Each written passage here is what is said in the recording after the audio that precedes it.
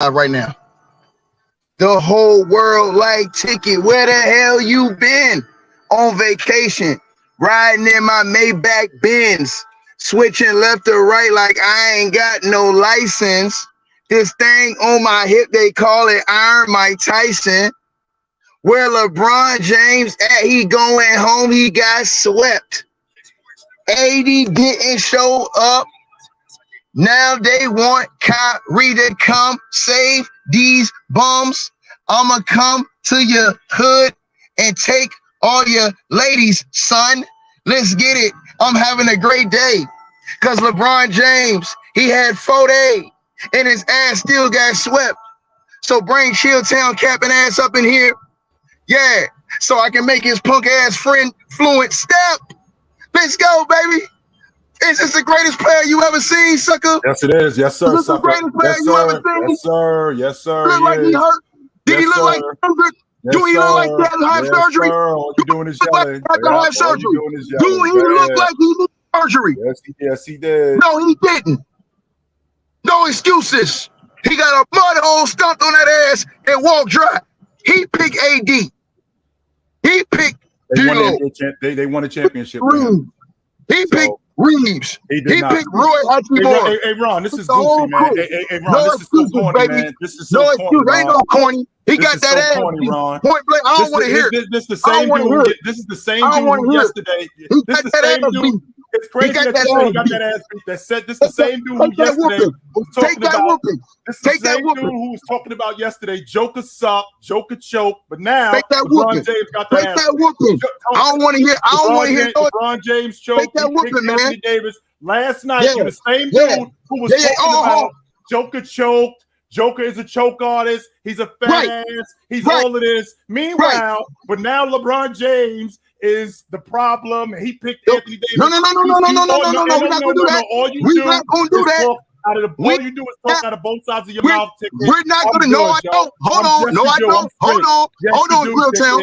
No, Grilltown. Hold on, Grilltown. Don't call me Grilltown. We punching your ticket right now. No, Grilltown. You can't have it. Grilltown.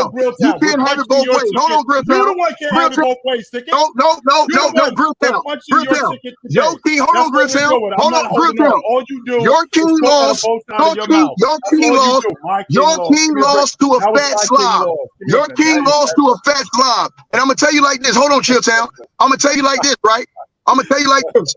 Last night, I don't blame that on LeBron James. Last night, the first 3 games, it's on LeBron James. Last night, I blame that on Terry Clough, the dude that you've been in here promoting, the dude that Don been in here promoting, the dude that all of you buffoons ain't been in here. Fluent been in here promoting. All of you buffoons been promoting Terry Clough. That means he's very soft. Well, who brought him to the team? LeBron Ramon James. And then let me get to this, Doug. Now, he got his ass whooped so bad, this fool talking about retirement. He talking about he don't even care about playing with Bronny no more. They beat him so bad. They beat his ass so bad, he don't even want to play with Bronny no more, Doug. Are you serious, yo, Doug? I do want to say this. This is wild as hell, yo. I did actually say this last night, and I do mean oh my God. I do kind of find it messed up how you orchestrated for this team to happen. You know, they made the trade deadline for you and AD and everything.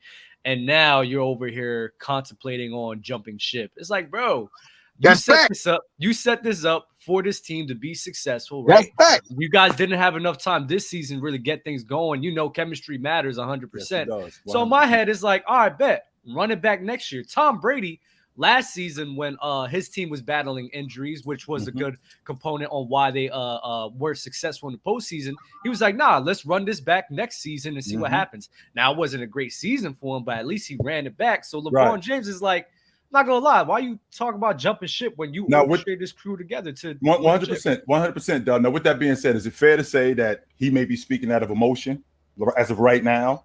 No, because the report just came out. Hold on. I would say that. I would say no. I would say that. Oh, you gonna take your? You gonna take your? No. He gonna take his money from the day. I'm not taking anything from you. No, I'm not. LeBron for 20 years. Anybody? That's right. Josh Trapping for 20 years. Still doing it. Okay, chill. And I love you, brother. Chill. I love you like a brother, but you're going to get your ass whooped today. Because I'm going to tell you something, Town. I'm listening to it. Go ahead. Last night, I'm going to tell y'all something. Everybody talking about I don't think he's faking. I really think LeBron, like, bro, I don't really trying to, because if you look at it, if they got to give up one of those pieces they got in order to get another piece, he know they not good enough to win the chip. So is he really going to hang around to just get his ass whooped at this point? He got the scoring record. He did all he can do. To me, if he don't think he can win no more chips, why keep going out early in the playoffs when you know you got teams that's superior than you and there's nothing y'all can do to really get better than them? You're getting older. He looking at AD. You seen what AD did in the closeout game last night. So you think that he thinking AD going to get better next year? No. He see the writing on the wall. So he like, hey, man, look, I might as well go on out. Carmelo just retired. Know what I'm saying? And now the report came out this morning that LeBron told the reporter he don't even care about playing with his son no more. Now that's off the table. That was on Bleacher Report just this morning, a few minutes ago. So, yeah, he's serious, dog. Well, first of all, he didn't say he didn't care. What he said was my aspiration might not be his. So he didn't say he didn't care. So let's get the story straight, Ticket. That's number one. Number two, again, Dub, I'm just thinking he just lost. So this may very well just be out of emotion. He might feel different next week. He might feel different at the end of the summer. Like, all right, let's get this thing back together and let's see what we can do. I'm thinking primarily right now, the wound is wide open. So when the wound is wide open, you're going to talk out of emotion. I'm not sure that that's going on, but there also is a flip side to this, Dub. I was thinking about this. I'm going to put this on your mind and check the temperature on this. Dub, is it possible that he does quit and he waits for his boy and he comes out of retirement? That could happen, mainly because he's battling a foot injury right now, so he probably doesn't want to go through a whole season like going through that. Stop lying, dog. Ain't nothing wrong with his foot. Did you see something wrong with his foot last night? Hold on. Was something wrong? No, dog. We're not gonna do that, dog. We're not doing. Dog, we're not doing what Shannon Sharp and them do. There's nothing wrong with that, dude. No. We're not doing that, bro. Dog, we're not doing that. Because if the man would have won, you would have heard nothing about no injury, bro. Yes, you didn't see no injury last night, bro. About them being hurt even when they beat the Warriors. That's what happened. And that's not an excuse. That's the Ticket. All you want us to do is get up here like the rest of your minions and just talk bad about him. That's it. You don't want to actually talk basketball. Can we do that? Dub, I'm sorry. You were saying something, Dub. Go ahead. I'm sorry. So yeah, I do think he just doesn't really want to go through like another whole season because it is taxing going through another season, especially the closer and closer you get to retirement. So I do think that, he is going through the motions right now. But like you said, this could just be a lapse right now. And just after losing, he's feeling this way. And probably in the next month or so, he's probably going to be back and be able to lace it up, man, because I think this team is too good not to be able to run it back next year. Well, if you remember, D'Angelo Russell said, I believe they had beaten Minnesota. This wasn't during the play-in tournament. I think this was a little bit earlier, right before the playoffs were starting. And they had went on like a 3 or 4 game win streak. And I remember D'Angelo Russell saying to a reporter, quote, "They're lucky we didn't have a training camp together." So because of him saying that, I'd like to see what we look like with a training camp and a whole season together. Now, mind you, we're talking about now a 39-year-old LeBron James who's now got more years on him. And I can appreciate the fact that now we're all together and we can get some cohesiveness. But at some point, we got to recognize who guys are. Is Anthony Davis, who I've asked you guys this, I've said this to you guys earlier in the season, I think that the Lakers are going to go as far as Anthony Davis takes them. Last night was indicative. This series is indicative that Anthony Davis, this is as far as he can take this team. That's it. They're not going to go any further than that. That's number one. Number two, him coming out the way he came out in an elimination game, very little effort. This is the guy who we're going to have as our number one to win the NBA championship. I think that's going to be really difficult. Now, I'm probably in the minority when I say that with the current way that this team is built, I'm not sure that you can win the NBA championship with Anthony Davis as the guy, but I may be wrong. I just don't think that you can win it with him as the guy. And James, he's long in the tooth, as you can see. He doesn't have much more time left. So with this crew, What else can you honestly do in terms of getting legit pieces back to compete for an NBA championship? Talking about Trae Young. If you get Trae Young, yes, his contract is better. But if you get Trae Young, you're gonna have to give up D'Lo and Hachimura or Austin Reeves. Are you willing to do that? Because now I'm glad you brought that up.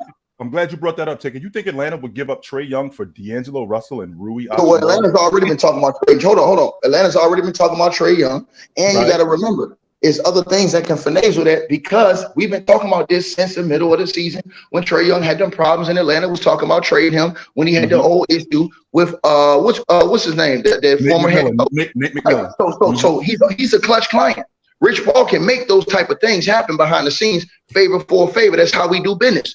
But at the end of the day, that still ain't getting the Lakers over the top. I'm telling you, bro, I believe LeBron when he's talking about retiring, because if you look at that team and he looks at the game last night, bro, Tristan Thompson gave you harder play than what AD was balling at last night, bro.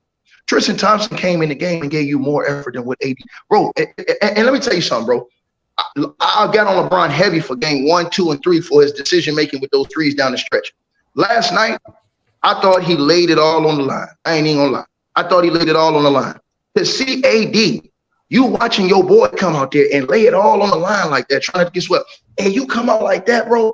After the game, how you think LeBron feels? Now, I want you to notice one thing, Chilltown. Every other game, LeBron and AD were doing press conferences together. The last 2 losses, they didn't. They came out separate. Think about this now. Go back and watch all the other press conferences this playoffs. Right. Him and AD get them together. The last 2, they didn't. I think LeBron is tired of AD. You're hearing the rumors about the Lakers could take calls on AD now. And I just think that, bro, when you look at a game last night and you go out there and you don't lay it all on the line when everything is on the wood, bro, you don't lay it all on the line. You don't come out with that energy. You don't come out offensively attacking, demanding the ball, going hard.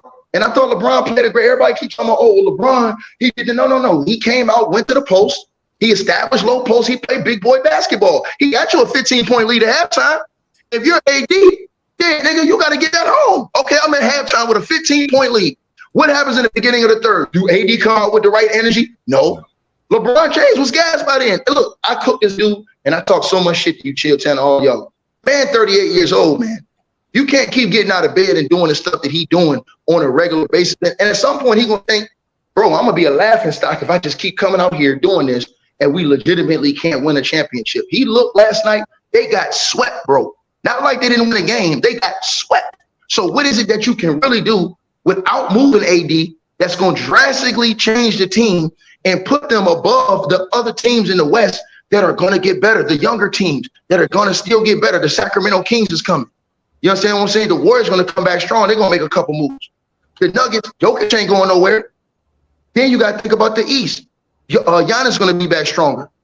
All these other dudes. Then you got to think about the Phoenix Suns. What are they going to do with KD and them? And Devin Booker and them? How are they going to change up that team? So it's a lot of stuff, man, that for me, I would tell LeBron James, hey, man, hang it up, bro. It's a great career. Hang it up, because at this point, the way the cap is going, what move can they legitimately make that's going to, you say at the beginning of the season, they're the favorites to win a championship, or they should be put in the NBA Finals? It ain't one. Mars or Bob? Mars and Bob. I want to hear from you first, Mars. Do you believe the LeBron James retirement rumors are true? Well, I believe they exist. Yeah, I don't know if he's gonna retire or not. I said like months ago, if I was LeBron, I would retire, because I just like when players retire when they're still good. I don't like when they wait till they're washed up and then they retire. It just leaves a bad, sour memory. But like Doc in 1987, it was really hard to watch him, to be honest with you, Mars. It was hard to watch. There's players where like you were so good, and then we see you as like a shell of yourself still playing. It's like, I don't want to remember this. Just you should have gone out when you were still good. But I still think he's probably going to try play with his son. So if I had to guess, I'd say he wouldn't retire.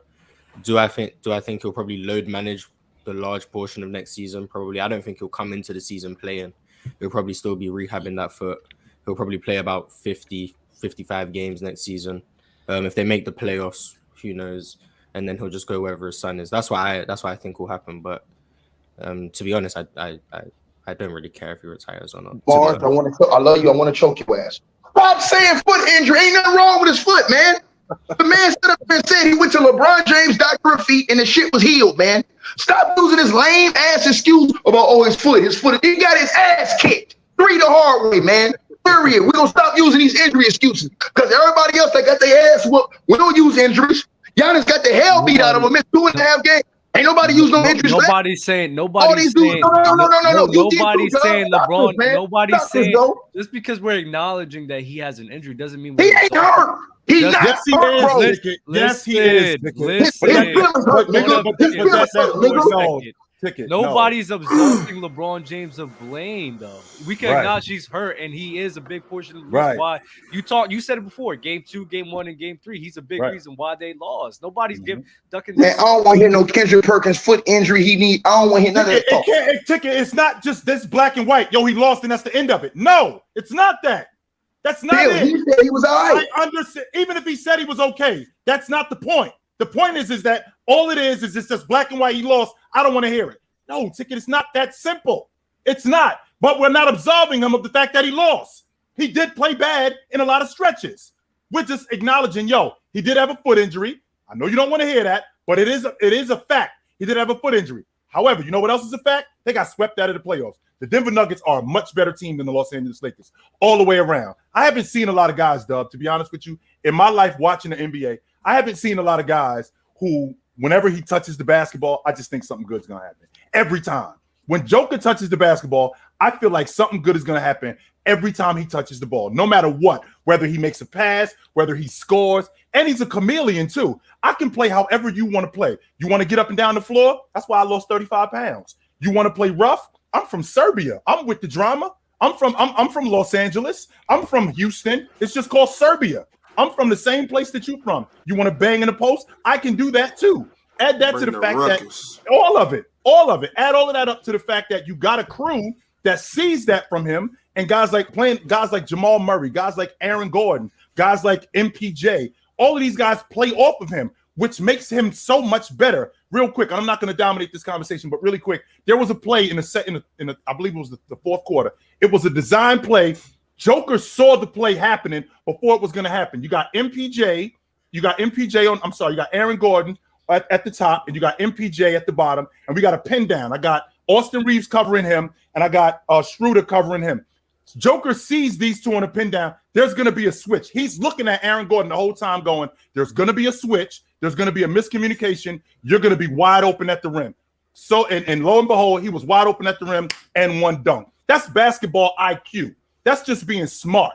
And Joker was doing that, not just in this game, throughout the entire series. I won't even mention his effort. Joker is fantastic, man. For real. Tim, I love you, bro, but I'm going to ask you one question. You grew up under what rules did you grow up under? The old school rules, right? Correct. And the old school rules say injuries are part of the game, right? Correct. I watched Jordan play with Chris rules say if you get out there and play, hey man, it is what it is, right? It is what it is, correct. But we can't talk about no injury with LeBron, bro, because he got out there, bro. He got out there, bro. Talking about next season. You're bringing it up. Stop talking about next season. Let me answer the question so y'all can keep it up. I said, let me get in there. Well, hold on, Ron. Can you ask me again? I forgot what the question was. Why you laughing? Hey, you know what's crazy? It's been a rough couple hours. How you going to interrupt a question, interrupt the whole segment, and then you won't even know what you're about to answer? Big Ox want to get involved. What you got, Big Ox? What up, brother? I'm trying to bring some records too, man. Mars, you had something to say. Please keep that in mind. Whatever you were going to say, you were raising your hand. Hey, Ox. Crazy thing is, I damn near forgot the question. Do you believe the LeBron retirement rumors to be true? Right. Okay, thank you. Mars. See, hey, Mars, you need to host the pen. but I don't know. I mean, really, no. I think he's just kind of saying like, doing typical LeBron stuff. He's politicking right now. That's typical Bron. But I don't think he's gonna retire. I don't think he should retire. I mean, we seen last night. He still got it. I mean, Bron is GOAT worthy. So Bron is GOAT worthy. Bron is the GOAT. Look, you heard it from me right here, right now. LeBron James is the GOAT. Okay. Look, okay, I'm not having this conversation no more. Bron is the GOAT. All right. So we got that out the way. He earned the right to retire peacefully. He earned the right to go out to pasture, and can't nobody say nothing about LeBron James no more. LeBron James done his thing. He got his ass kicked in the Western Conference Finals. We all saw that. But you know what I'm saying? Like, if Bron wants to retire right now, I don't got nothing ill to say about Bron. I've seen enough for these 20 years. I've been watching this man dominate since 2003 when he came to the NBA as a baby, and he's dominating now as a quote-unquote old man. You know what I'm saying? So if he want to retire, I don't got nothing against that. I hope he doesn't, because he showed last night he still got something in the tank. So, but do you think he will though? Nah, no way. No, not a prayer. Not a prayer. Bron will be back next year. He'll hooper, but he not going out like this. I'm hearing from everybody up here, and Fluent, I want to talk to you too, but I'm hearing from everybody up here that the Lakers are just not in a position to compete next year, and that's why LeBron would consider retiring the most. Is that what we're banking on, or are we just banking on the fact that he's played 20 seasons and it's kind of like enough is enough? Well, Ron, they haven't been in a position to compete for the past 2-3 seasons. They were just in the Western Conference Finals. Yeah, but I mean, they were the 13th seed going into this. There wasn't no guarantee that they made those trades. Those trades went right. You know, so I don't think that really too much. I think Bron the type of cat where if I can put my sneaks on, I'm gonna go get it in. Like, he about that. So they losing Schroeder. They're gonna lose many of those pieces. But if they got Kyrie Irving, well, that's gonna be hard. That's gonna be hard because that's gonna be hard. But just like you said, you know, Rich Paul can make things happen. So if they can do something and get a couple more, I mean, shit, with the team they got right now, they could run it back with them. You think it's gonna be hard. What you think, Kyrie? What you think Kyrie Irving? What you think his asking price is? Also, has anybody seen Damo? Y'all page Damo, text Damo, DM Damo. Somebody bring Damo ass up here right now. Go ahead, Ticket. Nah, here's the thing, man. The Lakers, they cap strapped, man. Right. I mean, with the new rules coming, they can't. They're gonna have to overpay to keep Reeves and Hachimura, because they're going to match the money other teams get for them. They made themselves a lot of money in the playoffs. They're going to lose key pieces on the bench that they had last year because other guys are going to leave and go get paid. So Schroeder, those guys are gone. You're back the guys you had on the bench. They got LeBron is looking at this thing like, man, I feel him, bro, because if you look at the West, all them other teams going to get better. The Suns going to make moves, try to get better with KD and Booker and them. The Nuggets, they're not going to stand pat. They're going to they just swept the Lakers. It wasn't like it was a competitive series. They swept them. He's too good to retire, Tiki. He's too good to retire. But you're not hearing what I'm saying. You got to hear what he's saying. I heard everything. No. But everything he said too, though. That's how. Hold on. Tell me about. That's how that's how you think. What I'm listening to what LeBron said. LeBron didn't say about can he still play. He said if I ain't here playing to win championships. Hold on, Bob. I'm saying what he said last night. He said, if I'm not here playing to win championships, I don't want to play. That's what he said. That's exactly what he said last night. He's a politician, Ticket. We all know that. Okay, so you think he'll come back and play 3 years just to be playing basketball, even if you know he can't win the chip? I don't know about 3 years, but I think he'll play as long as he got it. I mean, right now I don't think he starts the beginning of next season. I think he misses a lot of games early in the season, sees how the team is going, and then decides whether or not he's going to come back during the season. That's what I think happens. That's not a fair assessment, though, Tiki. He can't fairly assess the team and how good they can be without himself on the floor. So I'm saying that's what I think he does. I'm saying I think he does kind of like not miss the whole like what Mike did, but I think like you remember how Mike came in, but Mike came in real late. I think he comes in maybe 35, 40 games into the season. I think, bro, listen. When we saw LeBron James take those rests down the end of the season, bro, he won. I mean, 38 years old. Y'all niggas acting like that shit easy, nigga. 38 years old. I don't think it's easy. I don't think it's easy at 28 years old. I am curious why you guys believe him when he says, when you say he's here to win chips, and you know that's not what he's here to do, because he just told you a year ago, I want to play with my son. That's why he's here. So. He just said today he don't care about that no more. So that's a lie, right? So he didn't say he doesn't care about it though. He said that his son. That was a lie because he's not here to win chips. Because if he was here to win chips, he would have done what he would have left the Lakers a couple of years ago. Because the Lakers haven't been since the bubble chip.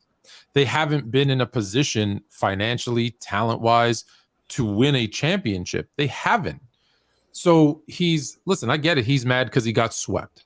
No player ever in the history of basketball has been more aware of their legacy than LeBron James. So he's looking at this and saying, man, do I want to keep playing and for the haters possibly hurt my legacy more because I'm not going to be competing for chips? Because that's the expectation. Whether he's 38, 39, 47, 52, the expectation is LeBron's going to take us to a final. That's the expectation, fair or unfair. So I'm sure he's frustrated. So he's looking to see, hey, is there another opportunity for me to go to another team where it could be easier? Maybe he's putting pressure on upper management to say, hey, you know what? Don't overpay Austin Reeves, who had one good year. Don't overpay whoever these other guys are. Let's rebuild it again. I think all those guys that you're thinking of, you're saying, oh, they're going to overpay this guy or have to No, I think you're going to see a mass exodus like we've seen every year in LA. So if that's true, then Tone, if we're doing that, then let's blow the whole thing up then. What are we doing? I think isn't that what they've done though? Go back and look at the rosters over the last 4 years. Has there been, other than LeBron and AD, has it been consistent? No, it's been a huge turnover. So why anyone thinks that's not going to happen again, I think is crazy. It's going to happen again. I think LeBron at this point, still in the back of his mind, I think he still wants to play with the Sun, but I think he wants to be in a situation where he doesn't have to be the guy, because look at last game. He used so much energy in that first half that in the second half he went 4 of 12, 0 for 3. He didn't look like the LeBron James even of the first half, forget of years ago. So he understands, I need help, and I need help that's consistent and available, not AD, who's like a freaking yo-yo how he's playing offensively. So yeah, I think he is. I think he's considerate, but I don't think it has to do. I really don't think I'm here to win chips. I didn't buy that. I'm sorry. I don't know if it's I need help more than I still can play at this level. I just can't do it for a long time. Like I said to you earlier this year, Tone, the days of James throwing units on his back and taking him to the NBA Finals, those days are over. This is not that guy from years ago. Him being the second fiddle to anybody. I think he wants to play like that. I think he played the way he played last night because that was out of desperation. We're down 3-0. I'm not prepared to go out like that. And he expected the other guys seeing him like that to get on board with him. So like Ticket just mentioned, they up 15 in the third quarter. You would think that other guys on the crew go, he got us here. All right, let's finish this. Yeah, let's take it. He got us here. Let's finish this thing. Only accept it with the other way. I do disagree with the whole notion that LeBron's not here to win chips, mainly because all the moves that he's made in the last 4 years has been moves to win a championship. He got Russell Westbrook because he's seen KD, James Harden, and Kyrie. He was like, no, we got to stack the deck. Russell Westbrook, no, LeBron. But we could keep it moving. But Russell, he wanted to get those guys over there. He wanted to keep changing the crew around to compete with the star power of the Brooklyn Nets. Didn't mean anything because they started getting hurt anyway. Then with Russ being there, now he's like, all right, we got to get all these pieces and move off of Russ because this isn't going to win a title. And now look at what they have now. Now there was a 7 seed and everyone was talking about them going to the finals and possibly winning the chip. We had guys up here saying if LeBron wins the chip, he's possibly going to be the greatest player of all time. So I do think because of the reason which you said, LeBron James is so aware of his legacy. I do think he knows that if he wins a title, a lot of people are going to turn around on this GOAT case, and a lot of people will say that he is the greatest of all time. So that's why I say he's here to win a chip 100%. The Lakers and them wouldn't be making all these moves if LeBron wasn't trying to win a chip. He would have just took the whole year off if he didn't care. Historically, Dub, what has LeBron done if he felt the team that he's on isn't in a position to win? But I think the Lakers No, answer the question first. What has he done? Left. So why would he like that, Doug? Why would he say so? Why would he stay in LA if he is about winning chips? Why would he stay in LA that they're strapped for cash? They don't have like a ton of draft picks. They don't have good young talent. They don't have good old talent. So if we've seen, it's not like, oh, this would be a shock. No, that's what he does. So So that's what I'm saying. It's, hey, I might retire. Hey, I might I don't. He has a year left on his contract though, Yes, and I do does. think once the biggest part of Lakers and why they lost is because their shooting wasn't consistent. So if you get some consistent shooters out there, I do like the Lakers' chances, but that's a whole nother debate we don't have to get into. Hold on. You mean shooting? Hold on. You mean shooting or AD and LeBron not closing? To rebuild this roster, to get LeBron the pieces that a 39-year-old will need to win, like AD, you'd have to trade AD. You'd have to let Reeves go. You'd have to let Hachimura, anyone who's a free agent. Yeah, you'd have to rebuild it from scratch. I think it's a lot of work. I think you probably need a new coach. Like, and if we're doing that, then we start. Hold on, Tone. You're saying get rid of Austin Reeves the way you just saw him play. Get rid of Hachimura the way you just saw him play. Get rid of Darvin Ham, who was a rookie head coach, went to the Western Conference Finals to try to win. I'm saying to get the pieces that he needs to win, you're going to have to give up things that you might not want to do. And that includes Austin. You don't want to get rid of Austin Reeves based on the way that he plays. What I'm saying is to rebuild this whole roster, which is what they have to do because they don't have the right pieces.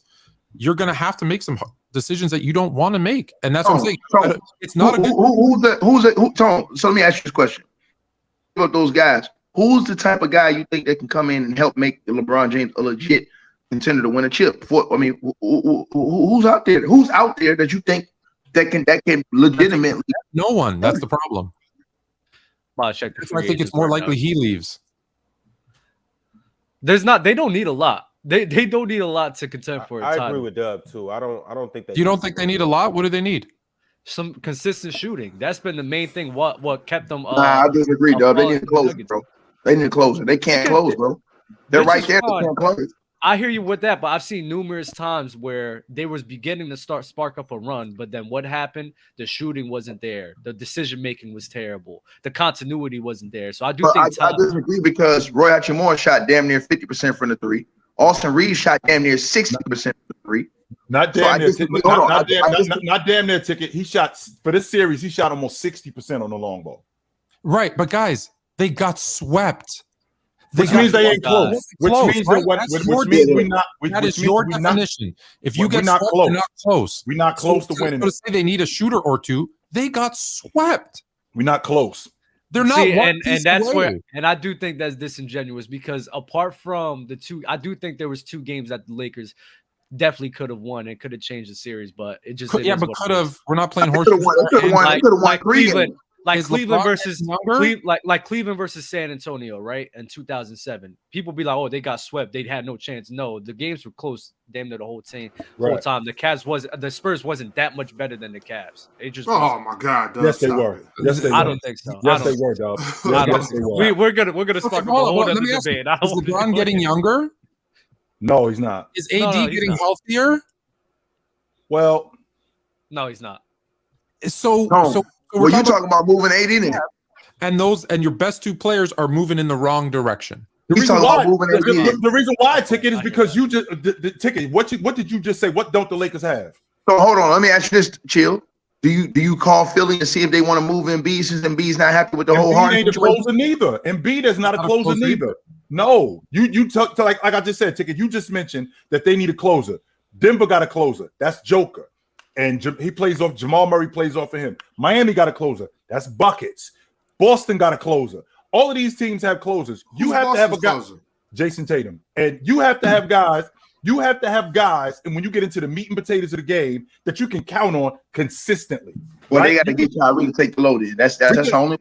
And with that being said, I think that's a quick fix.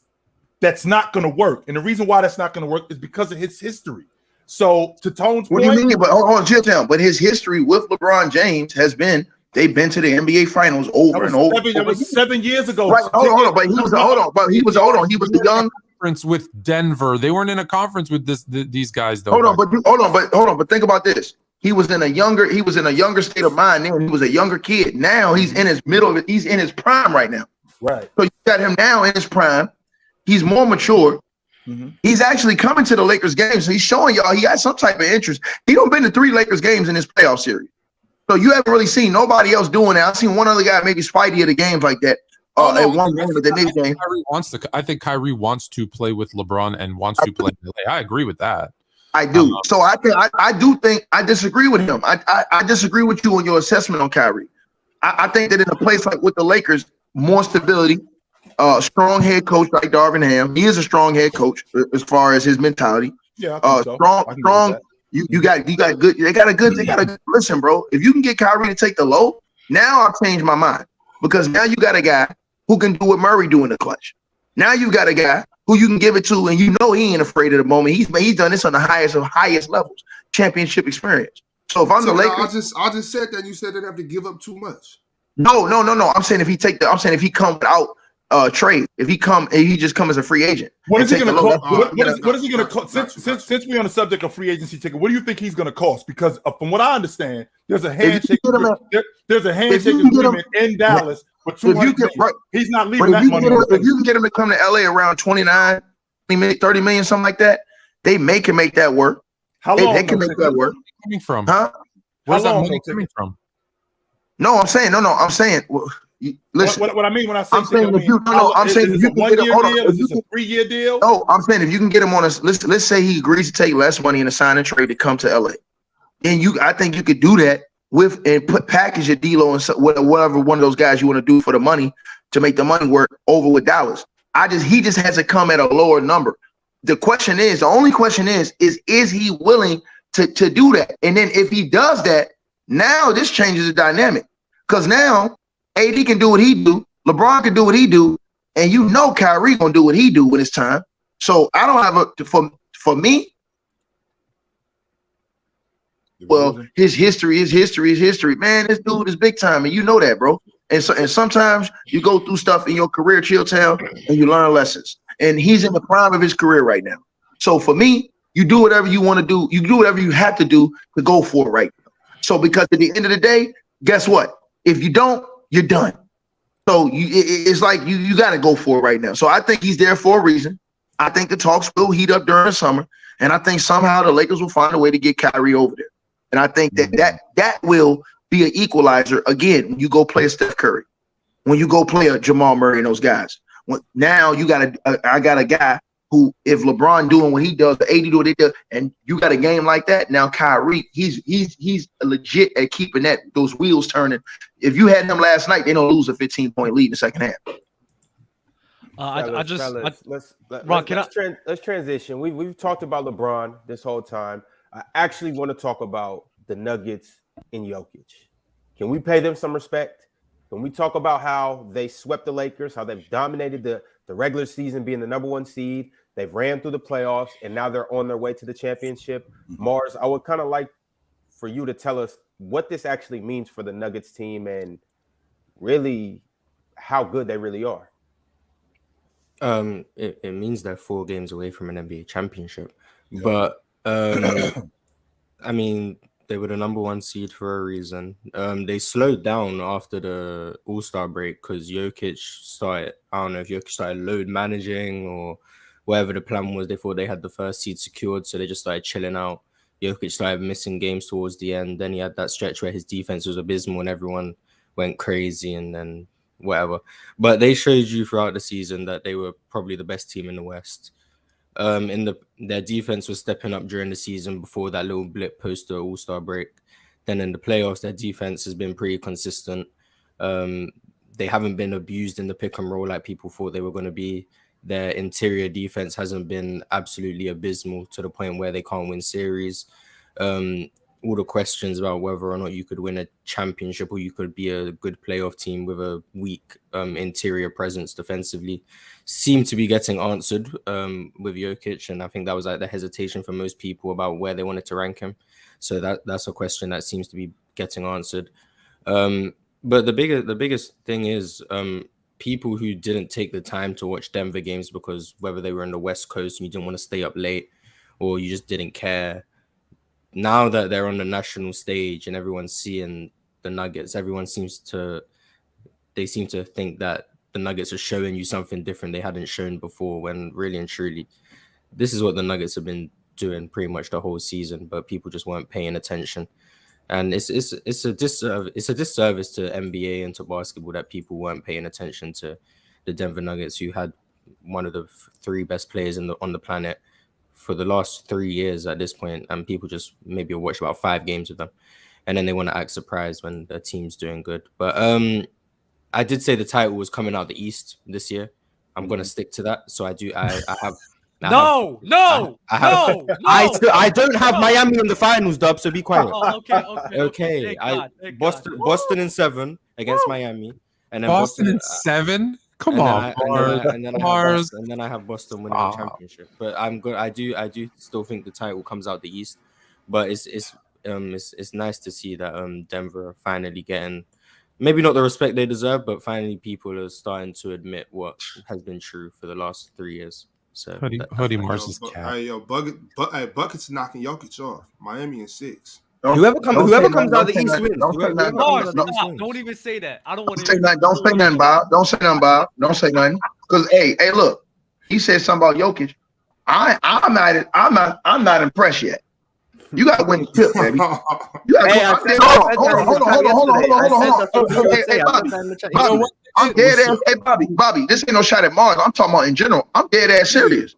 Bro, when we talk about, hold on. When we talk about, I've seen Pat Ewing and them do type of shit, get to the finals. I've seen them lead teams get to the finals, right?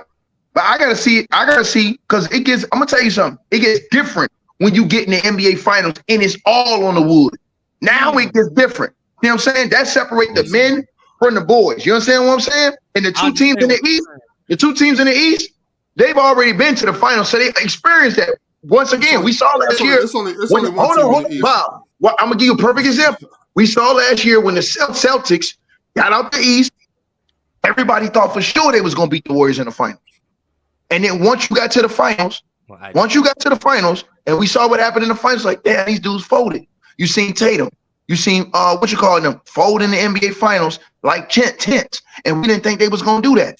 So I want to see how Murray, Jokic, and the rest of the crew perform, the role players, if they can get it done in the NBA finals when it's all on the wood versus the Miami Heat or the Boston Celtics players.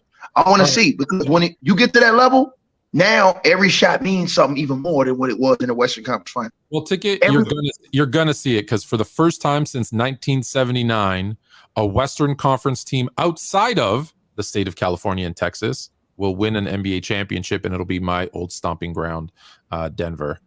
Because you know why? Because they've been the best and most consistent team all season, and that's what we keep telling you. And there's something to that. They're the most cohesive unit, and I love what Miami's doing, and I love Jimmy Butler. But I don't see a team beating Denver in 7 games, either Boston or Miami. So I'm going to give them their flowers and say they've been the best team all season. They've looked the best. They've been the most cohesive. They've got 2 players. They have 2 surefire stars, 1 superstar in Jokic. That's going to be the team. I just think that when you start talking about a big guy and the way that Joker does what Joker does with his skill set and how he's taking his crew, the way he's taking his crew, in the fashion that he's taking his crew, the way he's taking his crew. When you talk about a guy like that, he has to be praised. Now, don't get me wrong. I think he caps it by winning the NBA championship. But what I'm not going to do, I said the same thing about, I thought that the Boston Celtics would wipe the floor with Miami, and I was 100% wrong on that.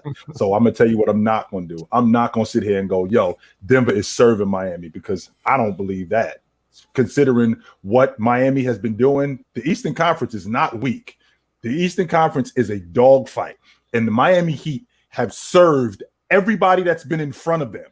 They haven't beaten them. They served everybody that's been in front of them. Now, I know for a fact that this is going to be a coaching duel, because Mike Malone coached his ass off. It's in his blood. His father was a head coach. His father was assistant coach. He was on that Detroit Pistons unit when they was winning back-to-back championships. So this is definitely going to be a battle of wits. I am really interested. Once Miami gets past Boston, just so you know, Mars, this series is over. This series is over. This series is over simply. This series is over simply off the strength of one thing. Missoula has lost that crew. He's lost them. What you just said about East Photofield? Once you lose a crew, you're not getting them back. So I think this is going to. You didn't say nothing about Espo. You just said something about Mike Malone, but I got Espo. He's getting there. He's getting there. I got Espo out coaching Mike Malone in that series. And not only that, not only do I have him out coaching Mike Malone, I want to say this to you. If you bring your ass, sucker. Bring your ass. I'm gonna say this, right? You went in and out. Go again. Go again. You went in and out. No. I'm talking about Mike. I'm talking about y'all. We're not talking enough about Espo. I think Espo comes with a legit game plan for Jokic. I really want to see what Espo come with for Jokic. That's what I want to see. Because I think he is one of the. When I'm watching this guy, I do believe he's one of the better bright basketball minds in the NBA. And I just think if we looking at that, because I was talking to Low last night, he looking at it like Jokic is just gonna destroy these dudes and pick them apart. I'm like, bro, what you think Espo is not gonna come up with any kind of game plan? And he's making it seem as if the pieces over there are unstoppable, bro. And I just don't believe that. I don't believe from what I'm seeing from Miami, the way that they're playing, the way they're attached on defense, the way they move, they help, they recover, everything they do. I just don't see it, bro. And I think that Bam has certain advantages in that series. I think Bam can push the pace. I think he can outrun Jokic. I think Bam can put pressure and take a couple fouls on Jokic just from the fact that if he catches a ball, faces up, and attacks Jokic, Jokic may have to draw a foul or two. Then this question that nobody's asking: what happens if Jokic gets early foul trouble and got to go to the bench? Well, I'm glad you brought that up, Ticket. So let's rewind the clock a little bit back. That seems to be the answer every time. Let's rewind the clock back to defense. When we're talking about the Lakers were probably the best defensive team in the playoffs, and that's probably the best defensive team that the Denver Nuggets has seen this far. They picked these dudes apart like it was nothing. So now what we're going to do is we're going to get in front of Bam, who is a smaller defender. Not only is he a smaller defender, he's limited offensively, as opposed to what Anthony Davis was. So he's not going to have Joker on the defense like Anthony Davis. That's number one. Number two, you talk about foul trouble. Joker got in foul trouble last night. In fact, not only did he get in foul trouble, those 5 fouls that he had did not affect his game at all. He went after Anthony Davis in the meat and potatoes of the game. Not only did he go after Anthony Davis, he still was picking these guys apart. He still was making plays. He still was passing the basketball at a high level. He still was doing all of these things. And again, Ticket, what we can't discount, we're talking about from the All-Star break to the playoffs. We're talking about the best defensive team in the playoffs. They smoked these dudes. So when you're talking about matching wits, defensively, it's going to be a struggle for Spo. But that hurts. Hold on. But that hurts you when you got a team like Miami that can spread you out and shoot the ball so well. When you're shooting the ball the way they're shooting the ball, and then check this out, Chilltown, it don't stop. You think they can keep that up because they are shooting? Hold on. Yes, because hold on. Yeah, I have no reason to believe they're not going to keep it. Fluent. I'm going to say Fluent. I'm going to say yes because, and I'm going to tell you why. Something that we haven't said, and it should, and I'm going to say it. Duncan Robinson is one of the greatest shooters I've ever seen in the history of basketball. Oh my God! Hold on for a second, Doug. Number one. Let's make sure we clear on this. Dude is 6'8". He's not a small dude. He's 6'8". He's one of the greatest shooters, and I'm talking about pure shooters I have ever seen. And you saying no because okay, he got benched. He was early. You got to remember this dude was in the NBA Finals starting, balling years ago. I remember. So hold on. And he's already broken records. He's like the youngest dude to get to a certain amount of made threes in the NBA history, and it wasn't even close. He shattered the record, Steph Curry's record already. Doing that, this dude's one of the greatest shooters I've ever seen. Go look at the record. I'm not lying, bro. So to see him, and when he comes in the game, he shoots that shit. That shit ain't hitting that shit hitting chords, nigga. So hey, listen, I'm gonna say this to you. Hold on, I'm gonna say this to you. The way they spread. See, even the mic don't agree. That takes a defense like the Denver. That gives a defense like the Denver Nuggets fits. Because now, guess what? If you trap Jimmy, guess what's gonna happen? Somebody gonna hit you from 3 over here. If Bam is attacking and you crowd him and he kicks it, somebody gonna hit you from over there. And these guys are unafraid. I don't underestimate their ability to shoot the ball. I don't underestimate the championship experience of Kyle Lowry coming off the bench. I don't underestimate the championship experience of Kevin Love. Hopefully he's okay. He got enough time to get his back right. Coming in, hitting threes, spreading the floor. He's gonna pull Jokic out on the perimeter. Not only that ticket, but who what KCP supposed to guard Jimmy Butler? Come on, that's right. What? Yeah, who you gonna put on Jimmy? Aaron Gordon can't guard Jimmy Butler. He guarding Jimmy, bro. That's asked who it was going to be. I never said he was going to lock him up. Okay. Well, so I asked, is KCP supposed to do it? And then I hear Aaron Gordon saying, Aaron Gordon is the one who's going to do it. Well, Aaron Gordon. That's even better for Miami. No. What are you talking about, Mars? What are you talking about, Mars? Won't Jason Tatum cover Jimmy Butler because Celtics in 7? Hypothetically, if Miami somehow made the finals. Listen, the only reason I know Denver's going to win is because Mars has been wrong all playoffs long, and he said that's not true. I got Denver winning this series, right? I got Denver right this time. I was right. This is the thing about that. So Tickle was saying a bit ago that what happens if Jokic gets in foul trouble? I'm not sure about that. But if Aaron Gordon is trying to guard Jimmy Butler, he's most definitely going to be in foul trouble. Yes, right. Like without a doubt. You just mentioned shooting. Does Rob Pelinka pick up the telephone and check Pat Riley's temperature on Duncan Robinson? Oh, I think he would 100%. I think that would be amazing for them. But I don't know if they would have enough money to be able to have Duncan. Guys. Pat Riley not helping the Lakers. Just so you guys understand, the salary cap next year is about $130 million, and the Lakers have $222 million tied up already. 80 million of that $86 million just in LeBron and AD. Guys, they don't have money. So and just so you know, and to add to what you just mentioned, Tone. So now instead of paying $1 on every dollar we over, now it goes up to $3.50. And and that's the problem with having an owner who has less money than one of the players. They won't want to pay that money. Yeah, but the shooting with Duncan, that's just crazy to me. But I do agree with Ticket a lot of the times where people keep glossing over number one, what gets me upset is that hold on, Dub, before you start. That's not crazy. Duncan wins the championship. You thinking differently about him if he has a big role as a shooter. I'm not.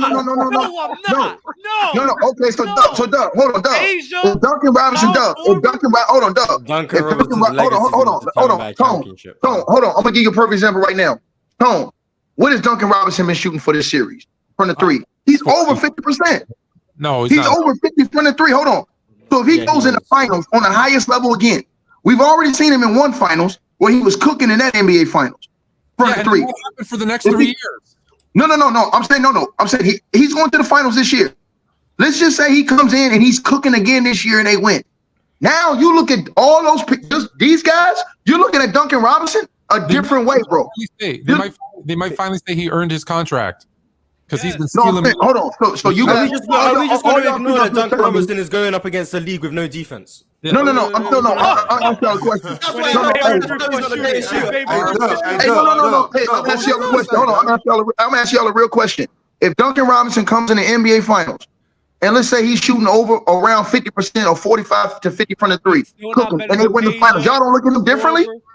No, we can put respect on his You name. can say he's not in this top tier list. What are we talking about? He's playing in an era with no defense that is made for 3-point shooting. That's the whole argument I heard for why Steph Curry's not over Ray Allen. And what if the Heat changed from the regular season? It's the exact same argument. I don't know why his benefits changed. They made the biggest, other than everybody playing and being healthy.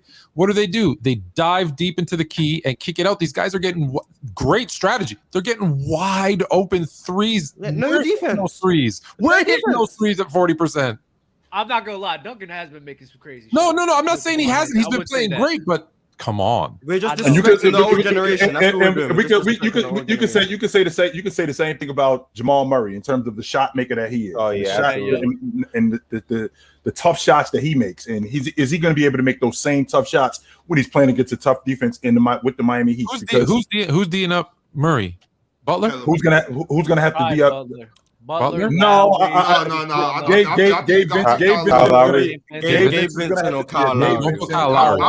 I'm going different guys. It's going to be Strus is going to have to deal with him. I think Spo does a great job in that matchup zone where he'll go from zone to matchup zone, which I think Joker can pick that apart. I think that's going to be their zone. Yeah, but their zone is dangerous. And I'll say this: I'm picking Denver. I know it's early because they haven't gotten rid of Boston yet, but they will. But man, I don't know that there's another player that I want to see win a championship more than Jimmy Butler, though. Just put that out there. I'd like to see Jimmy Butler. He's number one on my list. I would like to. Go ahead, Dub. I'm sorry. I do want to say this about the Nuggets, which gets me upset because people just have revisionist history because they're going against the Western Conference. But everybody said that the Western Conference was far inferior to the East. Yeah, Everybody was saying that for the whole entire season. I thought that the East was better. I did. So the Nuggets going on this run, going up against Western Conference teams, you would think that people will understand the mindset of, oh yeah, a lot of these teams is weaker than the East, so there's no reason to be like, oh, I'm gonna put too much stock into them beating an East team. The only reason people are saying this is because Miami is going to the finals, and it's not Milwaukee and it's not Boston. If one of those two teams was making it to, or even Philly, if one of those three teams was going to the finals, everyone would be seeing the other team will be winning the chip. But since it's Miami's gonna get cooked. Well, with that being said, though, Dub, you got to understand in the fashion that Miami, number one, got into the playoffs. Now, we're not talking about how they actually performed in the playoffs, but we're talking about how they got to the playoffs. We're talking about a team that barely made the playoffs. So let's take the play-in tournament out. Even if the play-in tournament is out, they still make the playoffs, right? Mm-hmm. They still make the playoffs because they ended up as an 8 seed. So with that being said, they, in dramatic fashion, these guys end up storming back. They were very inconsistent throughout the entire year. There's a reason why they were the 7th seed. It wasn't just because the Eastern Conference was tough. That's because they were also inconsistent. So if we see this team in the NBA championship, of course, the majority of us are looking at them going, what the hell are you guys doing here? As opposed to Milwaukee, as opposed to Philadelphia, as opposed to Boston, who was consistent throughout the whole season. Yeah, but if a team is, like you said, is dog walking all of your guys' picks to win the finals, how much more respect do they need to have for y'all? I'm fine with y'all saying Denver, but a lot of people saying Nuggets is gonna kill them. And no, like, Dub. The last Dub. I don't know what they're feeding people down in Florida right now, but you got 2 8 seeds in 2 different sports that look like they're running the table in the Florida Panthers. If you watch hockey, and the Miami Heat. And real quick, Tom, before you keep going, real quick, I definitely appreciated that ass whooping that they put on the Carolina Panthers because the Carolina Hurricanes, because they smoked my Devils. I'm so glad that they whooped that ass. But go ahead. I'm sorry. The last time the East and West were sweeps, the last time the East and West, I've told you this before, 1957, the final went 7. And that's exactly what I'm expecting this year is 2 sweeps and the we final get an NBA Finals game 7. We're going to 7. What? And mile high with the altitude, the game 7. If we get a 7-game series, oh my God! The NBA who's gonna have home court advantage? Denver, the 1 seed for sure. No. Hey, Doug, what did you say, Doug? I thought Boston had a. I was gonna say Ticket. The thing that people, the thing that you said that people are just glossing over, and I don't understand why, is the Denver Nuggets throughout their whole run, they faced up teams where it wasn't crazy 3-point shooting, and Jokic had the freedom of not being able to get picked apart. That's what I'm saying to them. Right? The Denver Nuggets, they only had to worry about 2 guys, and that's it. They didn't care about anybody else. The Lakers didn't have consistent shooting, where AD was getting double teams and LeBron was getting double teams thrown at them, and Jokic didn't have to get picked apart. The Miami Heat, with the way that they've been shooting the 3-ball, to create more space where Jokic could be on more of an island, we could get a switch on him with Jimmy on him, or Bam could do 1-on-1. Like, this is a series where we're going to see how good this Denver Nuggets defense is, and a lot of people just dismissing that. Let me ask you a question. Let me ask y'all a question. Chill and Fluent. If Miami starts Kevin Love and Bam in the finals, who does Jokic guard? Bam. He may guard Bam. That way he guards. I think they put Aaron Gordon on Bam. I think they put Aaron Gordon on Bam, and I think they put Jokic on Love, right? Yeah. I think that's a mistake. Aaron Gordon will be on Jimmy Butler, and Michael Porter Jr. will be on Kevin Love. And then Jokic will be on Bam. They will want Jokic in the paint, and if he's guarding Bam, he'll be more at the paint. And he'll be like, if you cook me, you'll cook me. But until you start cooking me, that's when they'll make an adjustment. But Bam's more of a face-up big, just like AD is. He's not one that's gonna play through contact. He's gonna do his little floaters. He's gonna do his little elbow jump shot. It plays into Jokic's hands defensively. He's not gonna be in foul. I highly doubt he'll be in foul trouble. I guess you're right. You don't want to put him on Love because then he's going to just pull him out to that 3-point line, right? Which you don't want. You don't want Jokic in space. That makes sense. Makes sense. Hey, Boston will be a hard challenge without Horford there. So quick fact, you guys: Duncan Robinson shooting 44% from the 3-pointer in this playoffs. That's great shooting right there. In an era with no defense. And you had brought up a point earlier. You had brought up Duncan Robinson's records. He is now. He leads the postseason for the Miami Heat of all time in their franchise with 124. He just passed LeBron. Also, he was the fastest to knock down 800 career 3-pointers. 3-pointers, right? So, and this is what I'm saying. It's like when I say this stuff, hold on. When I say this stuff, in an era where you can shoot the most threes of all time, the fastest to take 2,400 attempts. Yeah, but what I'm but Fluent. When you look at him, let's just be honest. He got a camp, bro. That's one of the prettiest jump shots you've ever seen. When you look at his jumper, too. I ain't just saying. I'm not just talking about the numbers. I'm talking about when you watching him when he shoots the ball. He has one of the prettiest J's you ever. And we was talking about this, and me and Fluent was just talking about. I mean, Chilltown was just talking about this the other series when he was cooking the Knicks, bro. He ain't missing, bro. That shit ain't hitting nothing but chords. And I'm gonna say it again. He's already been in the NBA Finals. He already performed at the high level in the NBA Finals. But he fell off after that and fell in the doghouse. And now, the best player, the second best player. No, you're not hearing me. I ain't talking about that. We're just talking about a shooter. We're just talking about shooting, bro. I'm talking about.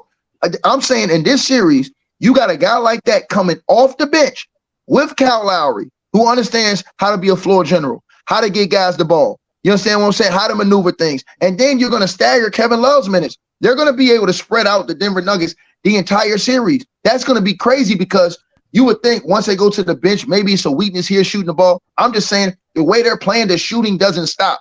And that keeps constant pressure on the Denver Nuggets defense. Mars, why are we having a conversation about shooting the long ball like it's the easiest era? So are we doing that with scoring too? So, I'm only doing. The only reason I'm doing that is because when I had to hear why Ray Allen was a better shooter than Steph Curry, I had to hear how Steph Curry's in an era where all they do is shoot threes. So of course he's going to have more volume than Ray Allen. They don't play defense in this era. They're not taking you 94 feet. That what they did to Ray Allen was they was taking you all the way from baseline to baseline. You couldn't get the threes off. That was the whole argument I heard. And now I'm hearing for Duncan Robinson, he can be put in this all-time echelon when he's playing in an era with even less defense than when Steph Curry. I'm just talking about the way he shoots the ball. That's why I'm saying that. That's why. Hold on. That's why I'm saying that about Ray Allen too. I'm talking about when I'm watching the guys and the mechanics and the way they shoot the ball. I still think I have never seen anybody shoot the ball all the way across the board better than Jesus Shuttlesworth. To me, he was the greatest shooter I've ever seen. Ray Allen. You understand? And I mean that. And I'm standing on that, bro. I'm standing on that, man. I haven't seen nobody shoot that shit better than Ray. Ray is that, man. The thing about Duncan Robinson that's going to be crucial for the Miami Heat is he's got one job, very much like a kicker in football. That's it. You got one job. Come in and make shots. And if he can't do that, then he's useless. There's no reason for him to be on the floor. He's not a guy that's creating off the dribble. He's not a guy that's going to be a defender. He's a guy who's coming off the bench to shoot the basketball. Now, mind you, and I mentioned this already to you, Dub, he's 6'8". So when you got a guy with those kind of mechanics that's 6'8" that could get his shot off just about against anybody, that makes him lethal. Now, I'm not going to go as far as to say that he's the best, but when I think about him shooting the basketball, he's awesome. No question about that. I think everyone thinks he's great.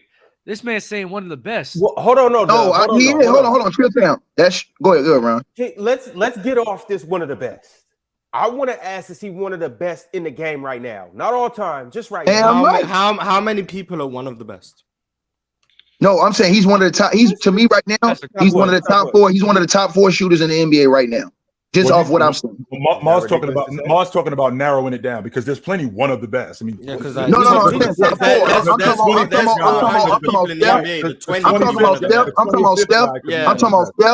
about Steph, Clay, him, and whoever she wants. Is he a top 5 long? Let me ask you this: is he a top 5 long ball shooter in the game today?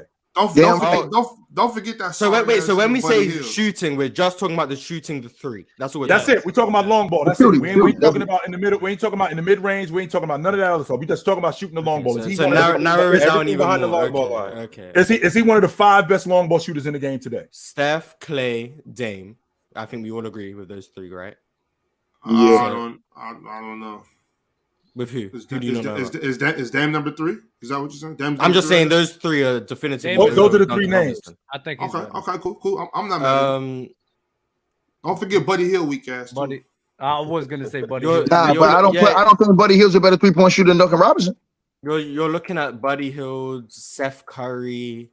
Duncan Robinson's up there, bro. I think Duncan Robinson is a better 3-point shooter than Steph Curry. I do think that. I'm not gonna argue. You can say he's a top 5 shooter, 3-point shooter today. And Buddy Hield, Chilltown. And chill. This is the thing. This is the only thing I was saying to Dub. Is he a better shooter than Luke Kennard? Think about then who? Luke. Yeah, Kennard. I think so. Yeah. Hey, and let me say this to you, Mars. This is the only thing I'm saying to y'all, brothers. The man is going to 2 NBA finals in 4 years. Right. So if he goes back to the finals and he performs on that level he performed before, this would because to me, I look at guys and how you perform on that level.